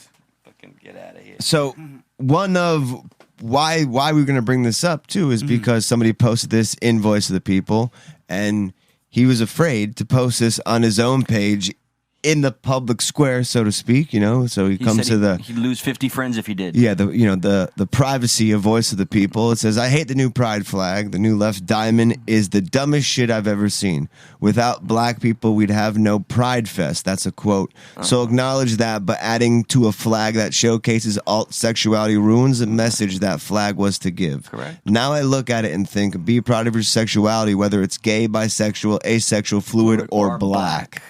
The pride flag was perfect as it was, and this forced inclusion is only going to make the treatment of black folk even worse. Not a single one agrees that this was needed by any means. Do you agree it was needed? No, Well, absolutely not. more than that, Correct. I'm also curious. Why do they need a flag in the first place? I mean, is there a straight per people flag? I'm just curious. Whoa. I don't know anything about this subject. Did you see they? Well, I mean, we they- can open that one, but Did you see they brought up like the new version of the flag? Wait. You saw they brought up the new pride flag. what? Oh, fuck off. They brought I up the see what new he's version doing. of it. Y- They're trying to be inclusive. This is That hurts my you're eyes. good. You're good. I mean, that's a thing of beauty when you really look at it. No, He's don't take it Jewish. It's seriously. fine. It's fine. Yeah, it's yeah, allowed. it's just the rainbow's cartwheeling. Yeah, exactly. Well, it's doing a little more than that. Yeah, you do get it. Mm-hmm. Okay, Yeah, all right. So We're all on the same page there, right? All right, now I gotta revisit this. Did you say there is not a straight pride flag? I didn't say that. I'm asking if there is. But you don't need one. And I'm You weren't- asking, why do you need? But if you don't need that, why do you need the LGBTQ flag or whatever this is called? I believe it's called That's the my question. LGBTQIAAP. There you go. I don't know what it's called, but my point is, if you don't, so you don't need a straight flag. I would agree with that. Why do you need the other flag? That's just my question. I don't understand the fascination with inanimate objects, but people love it. They love it. They want to fly it everywhere just so you know who they are. You think they love it because the media loves to like? Well, they do. It's propagate marketing. shit. It's marketing. Merchandising, yes, marketing. It's the ultimate side of being on a tribe, or the symbol of that, like having your flag, having something representing, this, So I should get like whatever a flag. you are. I mean, you can take pride in it. I mean, literally, we're Except only doing being it. white. Can't take I white should get pride. a flag and write Cranston on it with a bunch of and carry it around with me and like wave it everywhere. Cranston Pride. CP. I mean, the big difference is we're doing it because we finally get to exist. So yeah, that's why we're doing it. Y'all have never needed it. It's a good answer. See, Yeah. That's why I'm wondering. That's why I'm asking. I mean, so basically, that's why we hang those flags so you knew it Well, was every day okay. I'm depressed, So I you feel could like show I up don't to those exist. businesses, like in districts like New York where Stonewall happened. That was the only way you knew that this was a gay-run business, so it was safe for you to show up. so If instead of them crap just went putting, down, yeah, you could instead go of them into just that. saying gay-run business on, like I saw one the Yeah. other day that said woman-run business on the door, but there wasn't like a flag for it. You know what I mean? But that's literally how it started. But that's what it is. So you it's- knew it was a so safe you know house. who to support with Yeah. financially. You could say this is a friendly business, and if you then you would go there. That's how it started. Can they just put a print of boobs on the woman's flag, and I could get behind But so that? then it's into another extent. So another business. I don't know who. Let's just say like a grocery store, for example. Say it's not gay owned, but Yeah. they want to be gay friendly or whatever. So Yeah. can they put the flag on there and say Yes. we're gay friendly? So then Yeah. that's what it would mean. It means that they're friendly. So Yeah, that it would be but acceptable. But then if you don't have the flag, it doesn't mean that you're not gay friendly, or does it? It really doesn't. I mean, as long as you're respectable, we can deal with your business. We have no problem going to your shops or spending the money. But basically, yeah, you're right. I mean, it's kind of like akin to the 50s where you couldn't go colored into a shop. Like that's how it would be. Like no colors allowed. So yeah, but I don't know what the sign would be to say, yeah, we accept them. But for the gay community, it was the rainbow flag. That's how you knew it was okay. I almost feel like it's easier to be gay than it is black. Discuss. I can't because I'm not black, but I know. I was just really trying to pigeonhole and make this a really no-win game. I got nervous instantly and knew to shut the fuck up. I was like, oh, that's rough. That could be rough for everybody. I don't know how to answer Aside this. from that, though, Yeah. I get another question about it, though, is like, so what if a business puts the flag up and they're really not gay friendly, but then now you're going to think they are and they're going to shop there? So couldn't it be used more like deceptive, or people would Anything figure could it be out manipulated. because of who they are or their business? It just seems like then you could be somebody who doesn't like gay people, and you could just say, well, if I put the flag up there, and people will say, well, they got a flag up there, so it's a gay-friendly business, and you Just go like in how- and spend money. Meanwhile, this guy's getting the money going, no, fuck, I really don't like these people. Fuck these people, but as long as they're Well, spending I guess money. the problem It's how would be people with do with the little business cop owner, stickers. not the gay people showing up. Yeah. Anybody could misrepresent a That's symbol what I'm in saying line. is you about could. it being Yeah, misrepresented. You can always so misrepresent. You can't have that concern. Just like within, when you have the full freedom of speech, you're going to have people who misrepresent, freedom of speech. You can't be concerned about those people who misrepresent or misuse it because the good outweighs the bad. You know? And some Although- people take it for granted, and honestly, Well, yeah, they have for no sure. right to be in their position. Like But I- Caitlyn Jenner talking about anybody Yeah. doing what they're doing after they did what they did. And I've then seen have an the odd nerve turn. to go, no, don't you do it again. Yeah. No. Bruce Jenner killed a woman. And I've then seen an odd became turn a- with Caitlyn Jenner. Oh, Just yeah, like being accepted. Then when, I'm running for Republican, I like legit like a big drop off of all of a sudden this hate comes. It's like, I always confuse her with the lady from Law and Order SVU every time I see that. how I think dare it's- you? Ooh, Mariska I Hargitay. see But, that Dun, too. dun. Caitlyn Jenner is so to much go hotter back than to- her. To go back to my other I was point, the though, one thinking it. I do think, to answer my own question, though, I do think that the people who are anti-gay, who don't like them, are pretty strong, adamant that they don't like them. And I don't think that they would want to put up a flag just to get a business, because they want to like send a message that like, fuck you, we don't like you. So they want to they would intentionally not have it. I don't think they would put it up to try to fool you. I just was I'll tell trying you, to Well, I mean, they You'd have, be they have that surprised. hardcore belief, and just They like hand a torch. religion, there are still gays that believe in God, believe that God accepts them, that is cool for them. But there is a ton of religions, especially Islam, that do not accept it at all. No, for sure. Right. And but like vice versa too. Like there's religions who like, hey, I may not in like Christianity. Like, I've seen like really Christian or Catholic, business owners may not agree with the religion that comes in or sexuality comes in, but they still serve them. Love the sin, not the sinner. Yeah, like, you can. Okay, yeah, right. You're nice. Which is like it.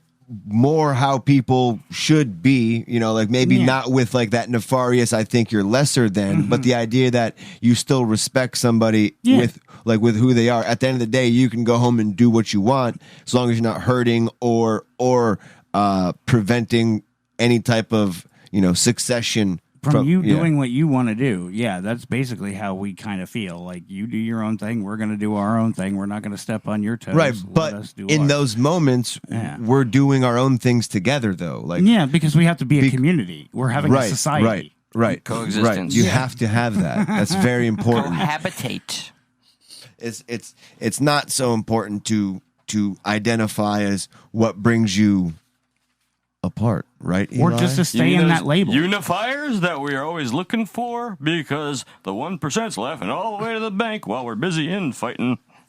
Sorry, that's me. Just put like a little button on the flag subject. Do you think can find the button. Unnecessary? But is this one of those things where it's like it's not that big of a deal? Like it's not that big of a deal. Like it's just getting blown out of proportion because people, again, I understand that they want representation. When you see representation, that makes you think. So what do you think you his can do problem what they is? did? I'm sorry. Get that shit off that motherfucking screen. It's not up on streaming. But what do you think? I don't think he's complaining about being misrepresentation. I think he probably right? wanted to get that point across and didn't want his own friends to kind of drag him out or into. But why is that? Why is that such of a negative thing to say against people who are supposed to be inclusive? Yeah, he was afraid. How does he go about changing the people he doesn't want to talk to if he can't talk to them? You have to talk to them. Right. That's literally so you have to have. Do you understand the environment that maybe led that him he's to, scared of? Yeah, I get that. Sure. Yeah, it's 50-50 too. He could still be doing that and talking, but at some point it's like it's falling on deaf ears. And it may not even affect him in the slightest. But the fact that it could have is just a reason why we have to keep having these uncomfortable conversations, like about race, sexuality, everything, religion, because we just don't talk about anything anymore. We just either shut down or get angry as hell. Speaking of, there's that religious episode coming around the corner, boys and gals. I feel like that's like the elusive religious episode. It is. It's gonna happen. It'll get there. It'll get there. My friend the pastor and his brother. They want to school me. Ooh. Man. We kind of blew through some time today. I spent most of it outside in the rain. Something he was mentioning about people not talking now. We have a point on here about the council, the entertainment side of it. Yeah, on the entertainment side. What are your thoughts on that? Because you were the one who shared both the John Lovitz and the Kevin Hart article, and they both brought up some great points. Because that's when he was saying about people not getting together to talk or whatever, and I'm saying. Like one of this article. Which I'll one? let you pull it up. The John Lovitz one under the entertainment. Critic. So, John Lovitz, who was on Saturday Night Live and stuff. He compared cancel culture to McCarthyism. Hello. So, hello. My point was, could some people be afraid to sit there and have some of these conversations because they're afraid of cancel culture, because they're afraid of getting canceled for some dumb Sometimes shit. they won't even let you back for Thanksgiving. So, just have an opinion anymore. That's that groupthink. That's that hive mentality. We're going to jump on you all together just because. And everyone is guilty of it. This is not just, I remember for the longest time, cancel culture was essentially owned by conservatives. It was owned by Republicans. They wanted fucking everything gone at one point. Video games gone. Like offensive literature. Yeah, they gone. They Thank were the God for D. default Snyder. hub. They were the default hub, which is why we've gone through this time and time again.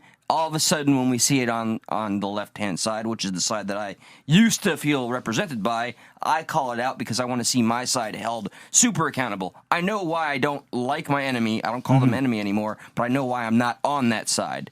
And that's all there is to it. So, I will typically call it out. Like the Big Lebowski, new shit has come to light. Hey, and it's like we should maybe look at the new shit and not just like, you know, like it was kind of like my attic, the analogy the other day when like Gary the right, you know, you walk by him, you know, and you always know he's got track marks, he's jonesing, he's rocking back and forth, and you walk by Gary every single day, and you try to help him, but to no avail. Gary's never going to get help, and finally Vanessa, the left, comes out, and she starts talking to you, and she kind of stretches real quick, and she got a long sleeve shirt on. She stretches a little too far. You notice a few track marks. You're like, oh shit, and she's like, no, Gary, Look at Gary. yeah, Gary's been having that. It's like, well, we know about Gary, but this is new information to me. Now I'm concerned about you, and until she acknowledges here are the issues, she's not going to help herself. She's not going to get better. And that's where I feel where we're at throw right back now. to the opening joke, and there I am in the corner trying desperately not to look at her boobs. You won't understand if you weren't watching the beginning show, so watch. What are you staring at, you bald-headed Jew prick? Damn it, you got that everything. was too on point. Jesus Christ. Did you say bald-headed? Yeah. Damn, son. That part was off. John Lovitz was talking about people telling him you can't say that, and he was saying that when people tell him you can't say that, it makes him want to say it. I know people don't understand that. That's the American way. Hey, It really is. Yeah, seriously. Like we Don't are touch founded that. on that shit. Touch. Yeah, don't throw that T out. Hey, pay those taxes. Yeah. No. Don't What's up, V? Welcome back. don't do that. I'm gonna do it. I I was gonna say something offensive and I stopped myself. so. I'm glad sometimes that filters on, but I have a feeling now that I just respected you for it, you're gonna say no, fuck you. What? Oh, I don't know. I just expect you to always be offensive. And, Yeah, I was just like, you know what? Not gonna do that one. I'm gonna stop. If it's the old one, I hope. That wasn't an old one. Okay. It didn't need it. It was good. So another thing that John Lovitz said was, there's a difference between making jokes and being outright mean. He's seen a lot of innocent friends lose their careers. I mean, what do you guys think about that? Should somebody be canceled just for making a joke like that when there's no intention behind it? I'm not behind it at all. Yeah, there's no intention behind it. No, I mean Gilbert Gottfried got in trouble on And Twitter you're a for making comedian this. too, Anthony. Yeah, I've done that. Intent is so important. Yeah. Context is so important. Kevin Hart He in the got same breath canceled says the because same he made thing a as John tsunami joke. Lovitz. And like, yeah, I get it that a lot of people died. Tsunami. Yeah, a tsunami joke. Yeah, but he got in trouble Tsunami. and he got banned for Twitter for a little while, and then eventually he got back and Oh, he's gone. apologized. He lost Affleck. Yeah, but I mean, eventually everybody's going to say something that might offend somebody. I would hope so. It's almost That's how you know you're doing something impossible. right. It's almost impossible to just be perfect if you're trying to even police your own language, like especially when you're just doing it really quick on a phone and you're pissed. You know how hard it see is for me not to talk over people? Yeah. I still talk over And people. then I you still do it. And You know here what I'm are. starting to God do? Here I bless you. am. God bless you. Behind the One velvet day at a rope, time. I find Cranston to Repulsive? be my new Oh, biggest challenge. I said that wrong. But I get when it. he speaks, I really want to interrupt, but I'm like, no, he needs this time to shine. That's why I said don't I mean, come in the room. Lovitz has a I point. knew it. As much as he's an old has-been comedian that probably nobody really wants to hear about or what he has to say, but That's a I mean, well, it was the same thing with Al Franken. I mean, Kevin he Hart just did- said the he same thing should too. not have He fucking did a resigned. mildly infractual thing that compared to what they do in Congress, like Republicans can just get away with Sincerely, field day. man. But Al Franken needs to get replaced right now. Over Come some on. bullshit. Like it Come was on. pure bullshit, and he was a good guy. Kevin Hart goes Yeah. on to say the same thing. Same thing Yeah. as John Lovitz in the respect that there's a difference when someone's being mean. He said like they both make that distinction that there is that line, and that line should be kind of obvious. And they also both say, and if you don't like it, don't listen to it. Yeah, Don't show up to know. And if you can't have a little self-deprecation, then you should just go fuck off That's altogether. my favorite humor. Yeah, you need to make fun of yourself. Yeah, I grew up on that If you- humor. if you can't that's how I enjoy did. That's how laughing at I yourself- got everybody. That's how I What happened to defended myself That's how growing you up. know you have a thick skin is when you can mock your damn self with all your friends. Absolutely. Yeah. What happened to that fucking accountability where cancel culture or the audience that gets outraged realizes all this time they had the power to fucking scroll on by or just tune the fuck out? Ignore. Just Yeah. ignore. Scroll. That's a thing. It's an option, people. Try it It sometime. takes 5 seconds out of your day to be an ass. It takes none to just move on by. Doesn't this change our entire like entertainment culture We're hearing the comedians and the actors talking about this. So doesn't this change the kind of movies that we're going to get and the kind of TV shows that we're going to get? Like, remember when Steve Carell said... And the games. Yeah, and the games. And remember when Steve Carell said that they would never be able to do the Office now the way it was done back in the day because too many people would get offended and they would get canceled. And the Office was fucking great. Yeah, and to me it was tame. And now it's too fucking, oh my God, you can't do that these days. What was it, like just a few years the ago, way like it's 8 years? filmed is easy. You can knock out a ton of seasons like that. I mean, it was small. You didn't have a huge production for The Office when they did it. So when Steve Carell did all of that, they did it all like in-house. So it's real easy to just produce. So yeah, it was hilarious television. So I don't know why they don't do it now after COVID. One of the reasons why I talk about games, and I want to get back to a few things Kevin Hart said, but Take-Two was at E3 this past. Oh my God, what was that? Just today, and E3 is a place where they literally Showcase games. showcase games, talk about games, everything games. Take-Two is I saw this when it was live. A big company. They made GTA. I was waiting for this live. They're gonna announce, GTA 5, Red Dead 1 remaster. They're gonna announce something. And everyone kept saying, no, dude, it's what is it? It's a diversity. Some round the table talk about diversity, I guess, in the industry. Dude. It had nothing to do with games. Like, couldn't they have done, I don't know, something separate? You see games and then you see this come on. Actively involved in numerous initiatives to enhance diversity, equity, and inclusion within our society and industry. Affecting meaningful, sustainable change is a continuous process, and there is no one solution that can achieve that goal. I don't want to play this game. We believe that to enact change, especially This is what it did, and then they go to a round table. Yep. And we have Gordon Bellamy. Gordon is a professor of practice of cinematography arts at USC. And they all go around talking about, games suck when they're not diverse, right? Am I right? And we're like, man, I saw this shit live. I couldn't believe my eyes. It's like, what the fuck, dude? No games whatsoever. The opposite of what we expect. These conversations need to happen, but this wasn't the time, and it was. But it feels like a fake conversation. It just feels like, felt very fake. Look at us showing you how good of a company we are. It doesn't seem like real, because everyone is still so afraid. So let's backtrack real quick to just a few things that Kevin Hart said.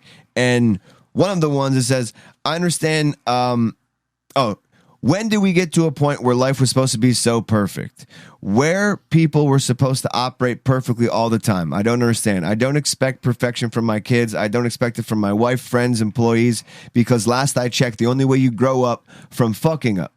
The only way you grow up is from fucking up. I don't know a kid who hasn't fucked up or done some dumb shit. And right now, what he's comparing that to is going to jail. Like, being shunned or whatever, from your fuck up, that's going to jail. When you get out of jail, you're not supposed to still be serving your time. And a lot of these fuck ups, people are trying to say, that's it, it's forever. Like, there is no, wow, how about that? It jail was a fuck up. is more forgiving than cancel culture. Yeah. How about that shit? Because you can serve your time. And to me, somebody on that side of it has a better grasp of what cancel culture really is, because they've been affected, as he points out, 3 or 4 times. And not the people who are pushing it, but the people who are affected by it, because it's more real to them. Maybe even in a biased way. Well, and it affects Mr. Hart more than others who are talking about it, because technically they're not living that life. They haven't had that struggle, so he understands, like, okay, yeah, I can definitely lose my entire livelihood, and he definitely needs it. Well, didn't they pull up like some tweet where they waited till he was going to host the award show, and then somebody went back like years? Like I saw an interview, he said, to find that, you would have had to scroll down my Twitter like 4 or 5 years. Like, somebody actually went through, saw he was going to host the award show, and went through 4 years, 5 years, whatever it was, on his Twitter just to look for something as a weapon, and came up with some joke that he made, and then tried to use it to nix him from the show. They waited and it was to pull the trigger. It worked. The worst His time. exact comment to that was, He said, if people want to pull up stuff, go back to the same tweets of old, go ahead. He said, there's nothing I can do. You're looking at a younger version of myself, a comedian trying to be funny, and at that attempt, failing. Apologies were made. I understand now how it comes off. I look back at it and cringe. So it's growth. It's about growth. That's why I try not to say anything I didn't mean. If I intend to say it, I meant to say it. I think about it. You get a little fast and loose online, man. Oh yeah, You're because far more eventually restrained right now. I get tired of hearing the same repetitive argument over and over again. It's like, oh my god, I've covered this, and people still don't get it. And I don't mind. I don't mind explaining if people don't get it. But then when you choose to be ignorant specifically of the problem, and people have literally gone out of their way to explain it to you, like, dude, this is why you're wrong, and you continue to say the same stupid thing over and over again, you deserve to get lambasted. Well, like, didn't Kevin Hart even apologize for it before this happened? And then they came out and they were like, you need to apologize for it if you want to host the show. And he was like, no, I'm not going to do that because I already apologized for it. Yeah. But, you're just giving in to terrorism at that point. Isn't it overkill at this point to keep doing this kind of shit to people? Eventually, you expect that, like, yeah, they learned from it and they would better themselves. And I think he has from that experience particularly. So he's moved on. I mean, you can drag up what anybody's done as a kid, and probably it's going to be crap because you were a kid and a moron. Exactly. Now you're an adult. Like, yeah. So, all right, check it out. Just let me know, Josh, if you got this ready, because there is this new bit that we have prepared. Well, and it's because over the course of time, we've noticed that there's been a lot of information and facts pulled from the most reputable source ever. This new medium, yes, the new reputable source ever. So supersedes Wikipedia, supersedes honest to goodness literature. Just now, I want to start with Meme Wars 1, and then we'll get into the juicy one. Okay, let's do this. It's memes, guys. Memes is now the center of getting your news, and off the bat, you know it's fact. Off the bat, you know it's fact. That's patented right now. So. Here's one I wanted to jump on right away. And I have a different take on this than I think some people will think. But, okay, lost it. There it is. Boom. Okay, going off this right here. Here's a guy. He's got a gun. What do you think he looks like?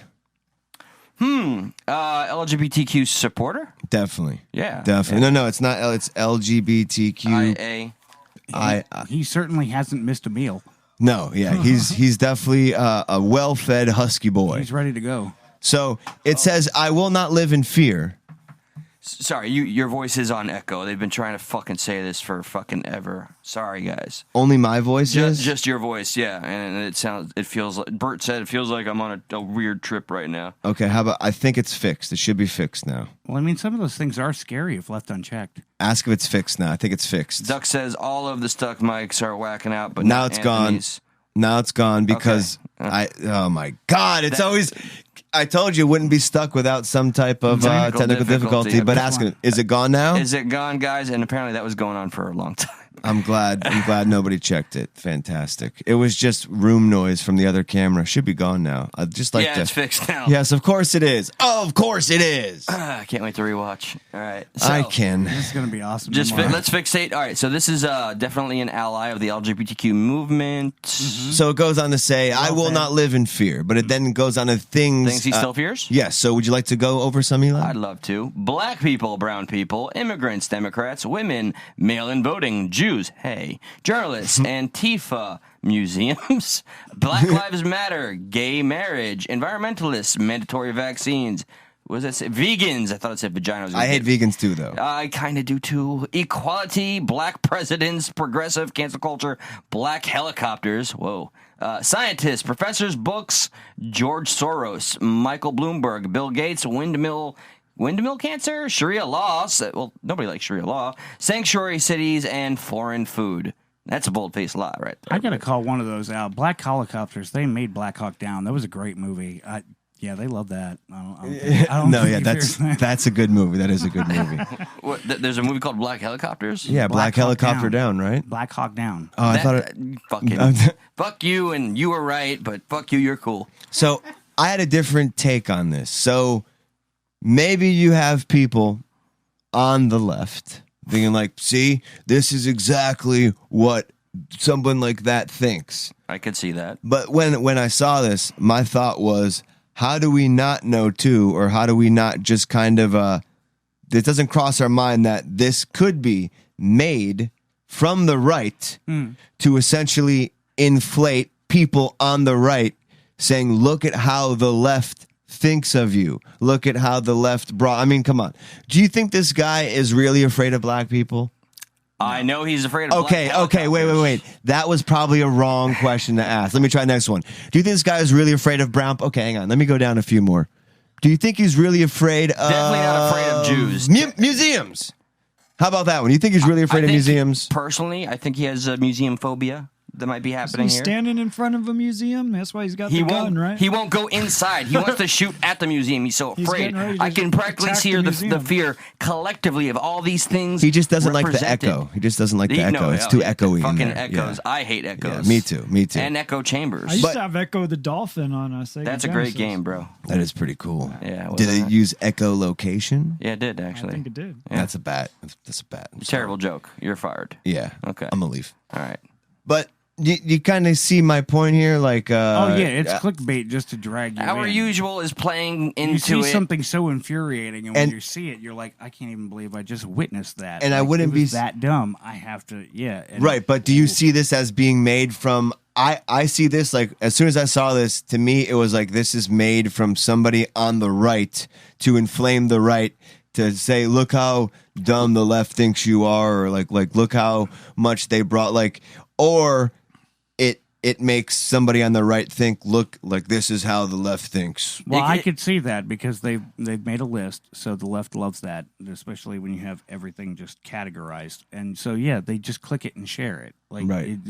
I it could could see- literally just be the bait. Like that's all you're there for. And then once It could you be somebody on spread the it- right making the left hate the right Yeah. even more. And the left does it all the time to the right does it all Yeah, the time to the left. it's the game is old as I time. swear the right can't meme, really. Oh no, they are horrible at it.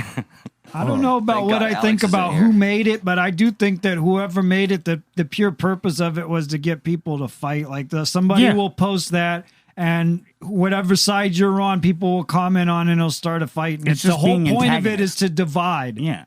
Be know? an antagonist. A That's lot all of it's for. memes are like have disinformation and I can are see just it there to divide just and to get people inflame to the fight. right. I can see exactly.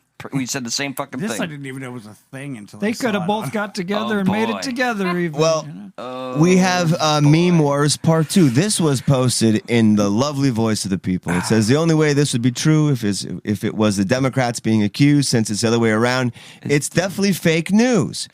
Makes no sense, right? Definitely got to be fake. So the meme is Alex Jones publicly reveals that he was instructed by Trump to lead the January 6th insurrection 3 days before, and that Secret Service would lead him to the point where they wanted him to start the march 30 minutes before the end of Trump's speech that morning. And Trump would tell people, go ahead, I'm going to beat you at the Capitol. Should both Trump and Jones be arrested for orchestrating the insurrection? What alerted me the most, what upset me the most, like literally made me depressed, was the comments. You mean these comments? Yeah. Sorry. Yeah. One of our own in studios right now with us. Hello. Parades are expensive. Yeah. And He hopped in with it. Crickets from the right on this I one. loved that one. Oh yeah, there's crickets here. Look, I was just gonna go, and somebody else was.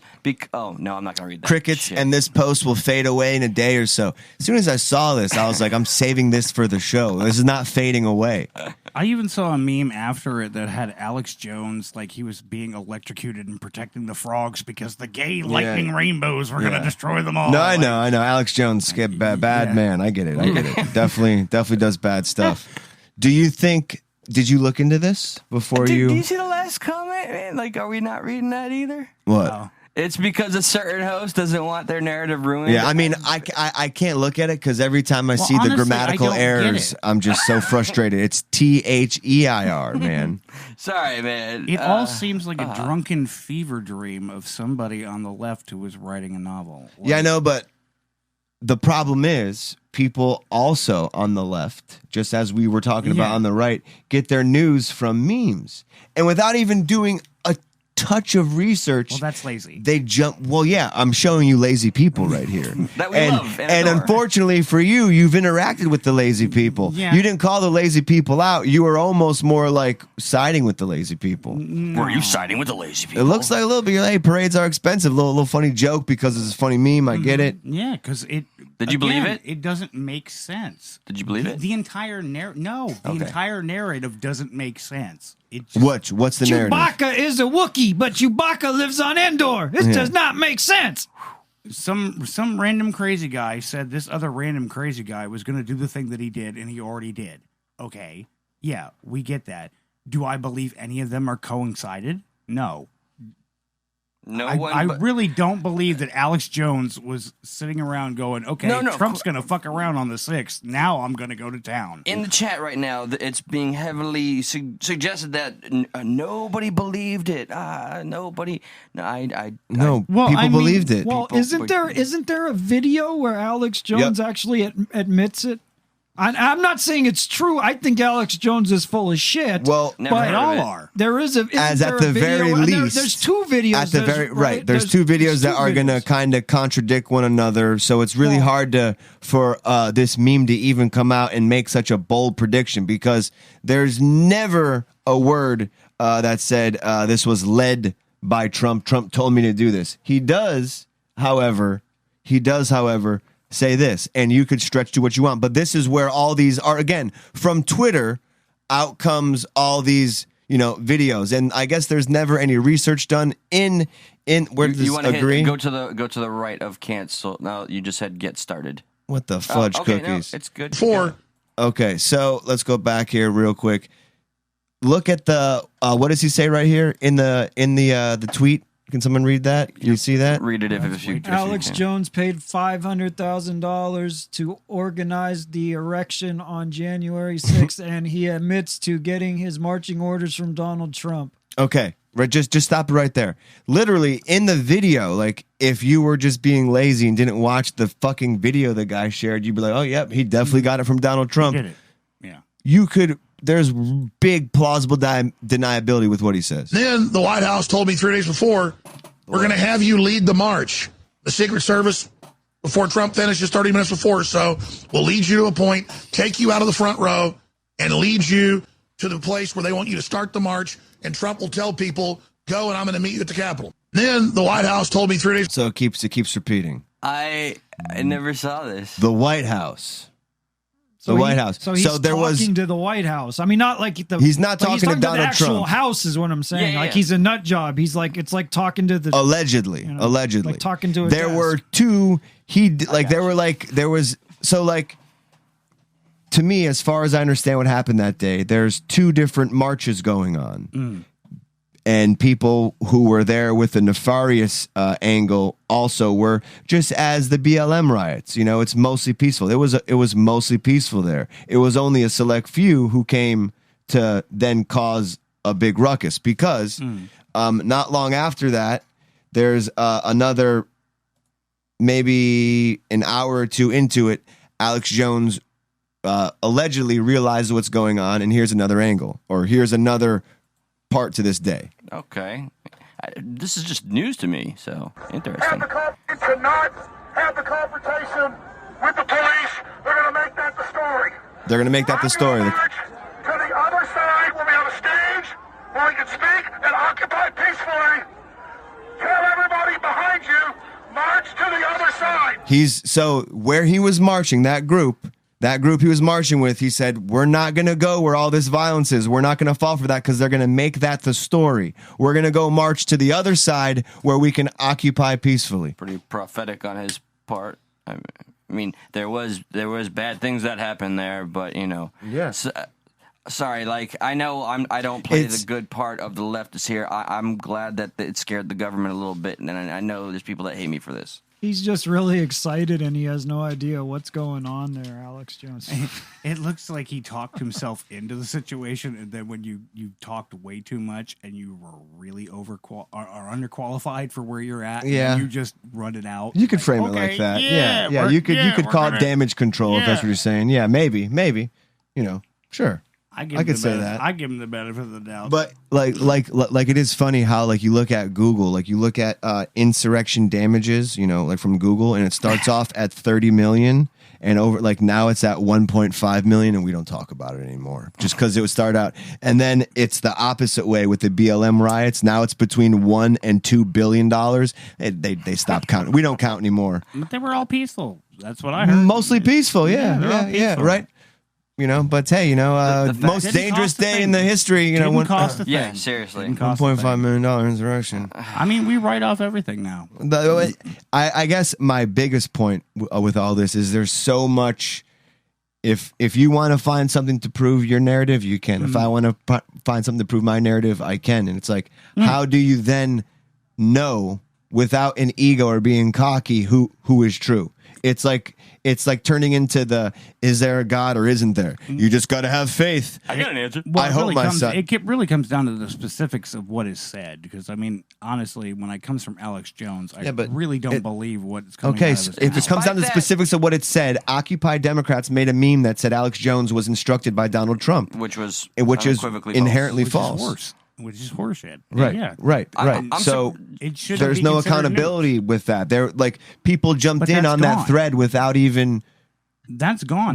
No. What's not gone is the Occupy Democrats meme that was made, where people wanted to pile on just to almost. It almost seemed like we're going to pile on this just to be like, see, look, no, and without any research of their own, they just hopped on something that was just that's why the meme inherently clickbait. The meme in and of itself shouldn't have been made in the first place. But it's news, baby. But you're allowed to basically say whatever the hell you want, even if your opinion is bonkers, baseless. Hell yeah, hell yeah. All right, aside from I'm all for that. We can always laugh at Alex Jones all day long. He is a fucking hilarious man. But to his credit, he broke into fucking Bohemian Grove. He got that crazy ass shit kind of exposed. So I got some respect for his work, even though I will laugh at him all fucking day. And that aside, with all due respect, remember when he said he's going to take his neighbor's ass? Yeah, I'm going to take your ass. I've seen the compilations. Look, our very own BC, my personal favorite human being, yes, of says course. that she assumes everybody in the comments knew and was being sarcastic. I didn't get the vibe. And that's all. I can't say sorry. It's just how I feel. Yeah, there was zero facetious vibe there. That right there is called damage control, but that's fine. We can play damage control. So isn't the point of like memes like this just kind of go to illustrate how stupid people are? That people, all you have to do is make up a fucking meme that says any kind of stupid shit like that and make it be like a hot button issue, start floating it around social media, and you're going to have millions of people that are just going to blindly share it, think that it's true, and then start fighting with their own friends and family on their own page. Just because I post this, I saw it, I agree with this, so it's fucking 100% fact. That's posted on here and start arguing with my uncle and my brother and like whatever, and it's fucking stupid. And that's how easy it is to fool the masses. Add math to a post, you'll drive all your friends mad because they will literally try to go, oh, no, that's wrong. I know this. He didn't do that right. You know what's interesting? The person who's blurred out at the bottom, even though like we assume that he's being serious there, every comment, and with respect, my friend, has been, but you know about this, you know about that, you know about like... We're just talking about this right now. Like it's called deflecting. It's called deflecting. We got fine. Something about Roger Stone. Something about What about it? Exactly. It's a big what about it. Right now we're just talking about what we're talking about. That's all, bro. That's all. Yeah. Dude, that is Trump's right hand man and does all the work. Whoa. What is he? Why are you giving it attention? Stop giving it attention. I'm sorry. Yeah, no. Okay. No. It puts the hose. You're better than that. Yeah. It makes his big boy parts happy. Yeah, exactly. Oh yeah. Okay. I had to think on that. I don't know where you guys want to go from here. You want to see? Do you want to see when Stuck in the Middle Goes Wrong video? We still not. I think I'm going to save the Vince Neil one for Thursday. Okay. Oh. You know, because I mean, it's we're pushing the 2 hour mark already here. Yeah, I know. I gotta pee. Well, go pee if you need to. But what do you want to go into? You want to do when Stuck in the Middle goes wrong? There's a very funny video. Well, not funny video, go but into Lindsay's apartment when she's asleep. What? like, why don't I do a quick little thing while you go pee, and then we can get back into play when Stuck in the Middle goes Should wrong. I get rid of me? No, I'm sticking it out. Let's do this thing. Okay. All well, You want to do any of these? The political, the Jim Jordan or the McConnell? No. Why you got Anthony here to get Anthony's take on him? Speaking of somebody who's coming to town that I actually appreciate, Jim Jeffries, awesome comedian, and he kind of talks like the way you do. He's more of a right-leaning, but funny. No, he is. No, he really is. He's funny. Yeah, you're right-leaning. I just love am I? Yeah. I tell you what you are now. Just the name of his tour, Moist, is funny to me. Anyway, it's such people hate that word. Just every time we hear that. See, like, I thought the Jim Jordan story was a big nothing burger. Well, I honestly did, because it's just like, it's the headline that's salacious, and then you read the tweet, and it's just like, this guy's palling around. That doesn't sound appetizing. Who'd want to eat a nothing burger? I don't even. What? Enjoy it, sir. Well, the whole point of it was, Jim Jordan was ripping Joe Biden because he went to the G7 saying that there was like more important things to do or something through a tweet, and they were saying, well, Trump went to the G7 a couple of years ago. Jim Jordan didn't say shit about it. So it seems like a double standard to me. And I just thought we should point it out because people try to say that we don't go on that side of the issues, that we're only defending when it's the other side doing it to Trump. So I just kind of wanted to say, welcome to the club, bro. I just kind of wanted to, bring that up, that like, that's like one of those obvious things though. Like, the representative from Ohio, Jim Jordan, the guy who never said anything about all the rapes in Ohio State. Yeah, that guy. Now he comes out, but like his tweet was literally this. He said, while President Biden pals around with his buddies in Europe, the border crisis rages at home. The Hill says, GOP Representative Jim Jordan rips into Joe Biden for attending the same G7 NATO summit with U.S. allies that Trump went to multiple times. That's what a nothing burger tastes like. Yeah. It just seems like that is just like there's nothing bullshit. That's a real bullshit political story. There's no sustenance. It's total bullshit. There's just not even a fucking bun. Fuck Man that. said mean tweet. Man said mean tweet. Oh, don't you miss those days? Man said hypocrite. Politics is hypocritical. Breaking news. Yeah. But the point is Chris, just, I'm not making fun of you. I agree. Yeah. I'm just saying is that the point to that to me is how come when Trump went, he didn't say fucking shit. I mean, that's because it was his guy. Like, it's the perfect segue. Exactly. It's the perfect segue into the McConnell thing too. McConnell just says, "Oh, if Biden picks some Supreme Court, I'm not gonna have him in." But then at the end, he makes that point is like the only reason why, if you would look at if any president had the opposite court, the court wouldn't appoint any Supreme Court in the middle of an election. Correct, but this time around, you had a Republican court and a Republican president. He was like, of course we would. So it's just like, yeah, he's like, I'm going to make my team win. It's just like, yeah, duh, that's what they do. Democrats want to make their team win. I don't know why that's so shocking. The Republicans have been very willing to cut their nose off to spite their face. They don't do anything for themselves, though. They just... And they're fine. They let the Democrats kind of lead the way, and they kick and scream back. They push back a little bit, and then the fence goes back. Flounder, it gets the conversation going, and then we understand like what the root of America's problems are if they complain loud enough. So, what the fuck? So just so Anthony knows, so the article was about McConnell because McConnell said that it was unlikely that the Republicans would allow the Democrats to fill the Supreme Court seat in 2024 if a seat opens up. And so my point with this article isn't McConnell in 2016? Was that when the Merrick Garland thing? Yeah, when he screwed him over, right? Yeah. And so at the time, didn't McConnell say some kind of shit like, it doesn't matter who's in power, the precedent is that we don't nominate anybody in an election year, no matter who's in power? He didn't want to set the precedent and then ended up setting the precedent by being hypocritical. But with his reasoning that because it was a Republican and a Republican. Well, either way, and it's like I don't agree with it either way. But if that's the reason we're going to, it makes sense. I'm not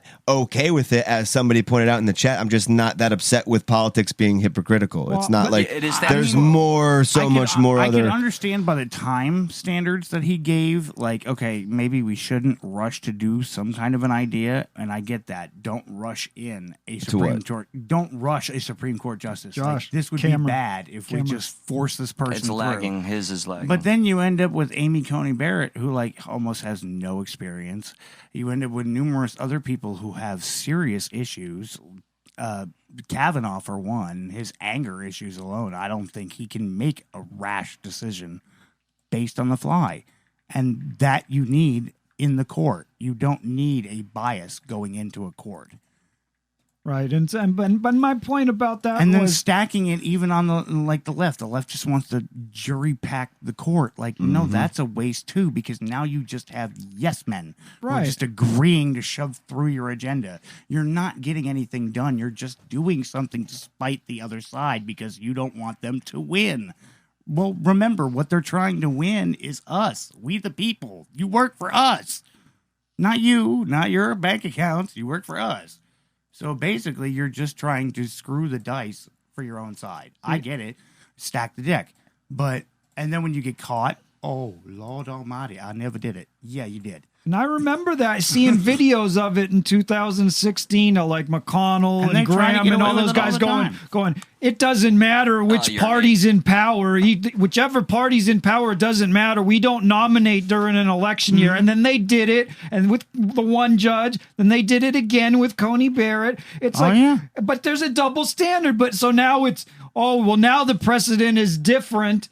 You know, now it's only if the party in charge is the same party as the president, then we don't allow it. But like, no, you said in 2016, either party, we don't give a shit. We don't nominate in election years. Essentially, they're just making up the rules as they go along. I mean, that's how it's going. Like, it's okay for me to do this now, but if you try to do this later, you're an asshole, and this is why you're an asshole, because you tried to screw me over. Instead of just going along with what I wanted in the first place. And it's like, that's not how you deal with people. Like, how do you expect bipartisanship from that when you know that the other side is automatically trying to get one over on you, and you look like a jackass for just agreeing and shaking your head, going, yeah, we accept it. Democrats take that loss. Republicans have always been the more face-forward front of our government. Like, they're the reason why you look at it and go, man, I don't like that. And then you look at the Democrats and go, man, there's a reason why things can change. And then you look at both of them working together and go, now I know why nothing gets done. Isn't it like, it's like we're going to win no matter what. It's like, have you ever watched that South Park? There's a South Park where they're like playing laser guns and they start shooting at Cartman, and they shoot Cartman like 5 times, and they're like, you're dead, fat ass. And he's like, nah, I got Class 5 armor on, special armor that makes me immune to your fucking lasers. See, when you make up the rules, you can just do whatever you want. Make it up as we fucking go. So it's like in 2016, neither party, whichever party's in power, we don't nominate in election years. And then it's like, no, we nominate in election years in 2020 and 2024. Change the fucking story. And we can fund it all because the banks just make money. Just make money and put it out there. So that was my point with that was that we should be pointing out when the fucking other side is fucking, when they're fucking hypocritical, McConnell doing it and Jim Jordan doing it, we should be pointing that shit out because there they are. Mm-hmm. Well, if you want to stick on the theme of being hypocritical, I thought this Fox News article was very humorous, just because it just was like, yeah, duh. The guy's not going to be happy. So it was Kamala Harris's Secret Service agent clearly not happy about the Pride Walk she took. So let me go and pull that up. And when they're such a happy people. Yeah, well, I don't think that's what they were getting at. So I pull it up here. Secret Service agent. When I think of a Secret Service agent, I think big smiles, loud colors, definitely not looking serious or, concealing themselves at all. No. Yeah, like I don't see. So this guy makes big news. This guy behind her, he is like, man, he's so serious. Like, look, why is it like? Do you think I'd be shocked to see like Kamala Harris out by herself and they're panning the camera and then you see the Secret Service guy going, fuck yeah, like he's fucking getting down with it, he's partying. It's Hell like, yeah. no, like the guy is afraid that this person is about to get assassinated. Like this is his job. He's on his Terminator eyes. He's looking around. Dun, dun, dun, dun, dun. So people were all pissed, like, why so who wrote the fucking article? Why the Joker? so serious, Like, right? Seriously, oh my God, the Secret Service man is serious during the Pride Parade. Gasp! What the fuck? Who gives a... Are all protected? We need... Look at him walking around. Look, like, I mean, he's a little nervous Nancy, and I get it, because there's a bunch of people around. Yeah, it's his job to be nervous for her safety. It's his job to be nervous. And they're like, well, look, that was a dumb... Like, every president... Every vice president will put themselves in a situation where they have to be around a bunch of people, and that's their fucking job, is to protect them. Look, if the Secret Service really wants to get like the most nervous people ever on the payroll, just get a Jewish person. He's just all scared and shit. He's like, I don't want to die protecting the chick from Montel. I can hear the drop of a penny from 5 miles away. See, that's what I'm saying, man. They need those skills. You know, get skills. Fucking Woody Allen over there. What? Woody Allen, he's Jewish. Listen, I don't marry my daughter. Yeah, no, he didn't marry his daughter. Oh yeah, he did. He kind of did. He did. Kind of. His Asian adopted daughter. Fucking gross. Kind of did. Well, I mean, you want to play a little, like some little funny video and get out of here? Yes. So we got getting lobsters high for Thursday. Man, what else? We got a few funny ones for Thursday. So I want to save that one for Thursday. I really want to break that down. Definitely stick around for that, Anthony. Man, thank you so much. Thank y'all for having me. We're not getting out of here yet. We're gonna play a funny video or two after I go through many stacks of paper. And while he does that, I'm going to think of new ideas to feel included on the next iteration of the Pride flag. So I'm thinking ejaculate's probably not sensitive. That's something you might say on your Facebook account, but you would not say it with your voice here. I would say that if you're going to go and do it, less is more. Okay. All right. Thank you. I appreciate your energy right now. By the way, I also want to thank you. You rock today, my brother. Thank you. Okay. And astounding garb. I love it. I feel fabulous just being in your presence. Very well dressed. Very well dressed. I try to raise everyone up with me. Dude, I'm glowing up, bitches. Sorry, I don't want to ever say that again. I wanted came over me. Queen Eli. Yes, Queen. This video came out not came out, but this came around again, and I thought this is great in honor of any type of Pride Week. You know, this guy's proud to be who he is. All right, word. I love Pride. Yes. On the road, aren't you? Get out of the truck! Remember this guy, Eli? Get out of the truck, little lady! No, I'm good. See, because you know you lose. How do I lose? Because I will beat your fucking dick into the ground all day long. It's Carrot Top. That's kind of gay, isn't it? I will beat your dick. He knows he got it. Yeah, He's just it's so good. Recover. Dude. Get out of the truck, little lady! Because you know you lose. How do I lose? Because I will beat your fucking dick into the ground all day long. That's kind of gay, isn't it? I will beat your dick. Man, Carrot Top's really let himself go. Yeah, he was a buff dude. I thought the guy in the car was going to be like, that sounds like a win, actually. Come on over here. He must have been eating fried chicken all Like, COVID. my favorite part is how upset he gets at the end of it. I will beat your dick all day long. Like, he kind of loses his, voice that, he has that fever pitch of anger all day long. Wait, okay. Embarrassing admission. Once upon a time, I said something that sounded completely gay in the act of trying to be tough when I was like 19, I think. I was about to get into a fight, and I was trying to smooth things over with this fucking bully or whatever, and I was like, dude, we could just talk and just tell me, just come all over me, bro, something like that. And he's like, I don't want to come all over you. I was like, fuck, that sounded terrible, and we're going to have to fight now. So, yeah, okay. Sounds fun. Flashback. Mm-hmm. Sorry, PTSD from that video. It's hard to sound butch when you keep saying big cock coming out of my mouth, or I'm going to beat that dick into the ground. That sounds completely hetero. Do not okay, come. do not come. Do not come.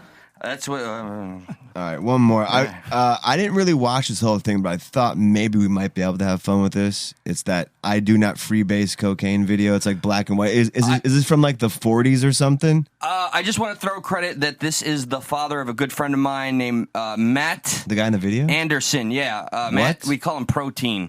Matt Protein Anderson. This is his father, and I promised I'd play. He sent it to me, so this is how to.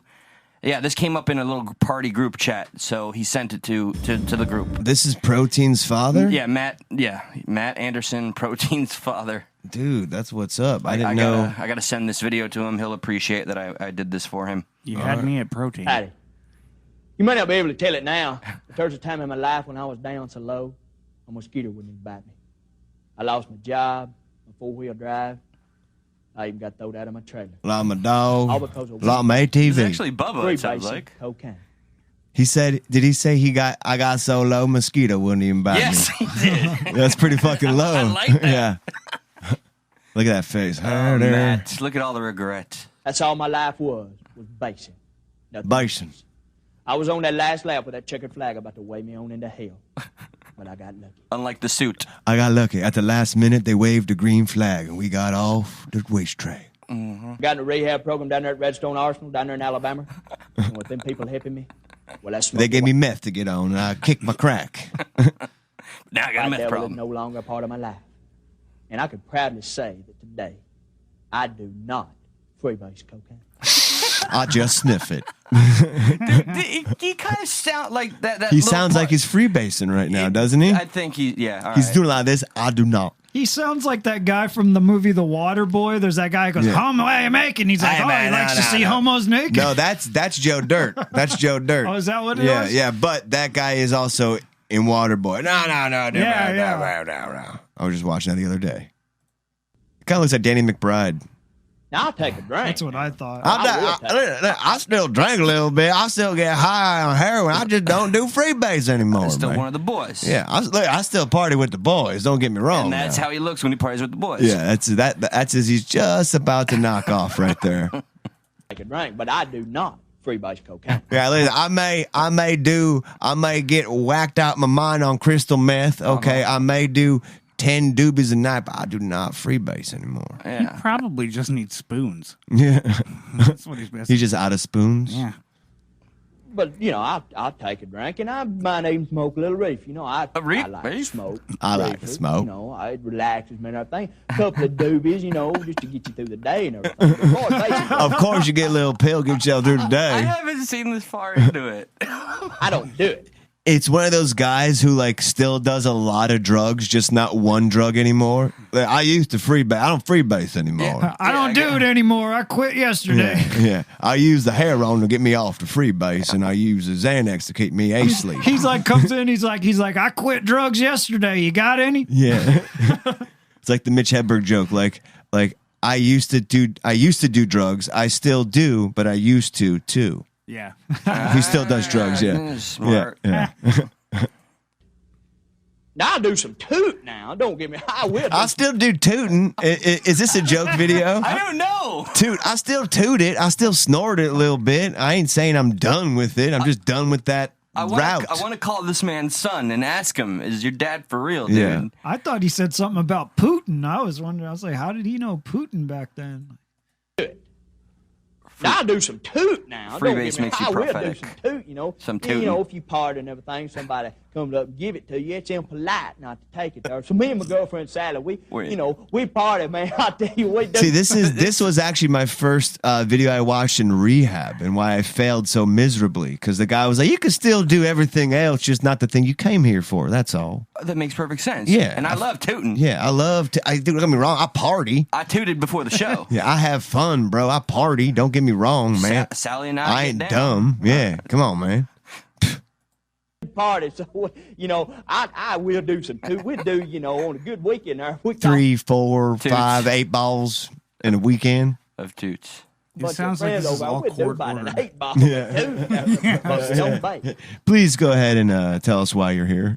Not freebasing cocaine. I do not freebase cocaine. We'll make that clear. I don't do it. Well, I tell you what, that drinking now, I would not drink that tequila. Now, I tell you what, the last time I drank it, I got wild and everything. My girlfriend Sally, I beat up on Sally, and you know when I done that, it hurt me a lot more than it does her when I beat the hell out of her. So I don't drink that tequila now, and I don't do any basing. I do not freebase. That's two things I don't do. That's no longer No part of my life. tequila and no freebasing. I tell you what, I will tequila. I admit I do drink it about twice a year. You know, I drink some tequila. And Mardi of course, Gras When I do drink it, Sally, you better look out because you know I'm Here come the fist, Sally. I don't do.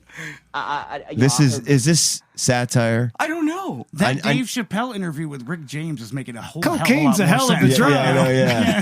Yeah. I never said that. Maybe Yeah, I on said air. that. Maybe on air. I will call my friend Matt and ask. What's up was with your father a pop, man? comedian, Yeah. or is he not freebasing cocaine still? I don't go grinding my feet in someone's couch just because it's a thing to do. Yeah, I grinding my feet in Eddie's of course couch. I do. Yeah.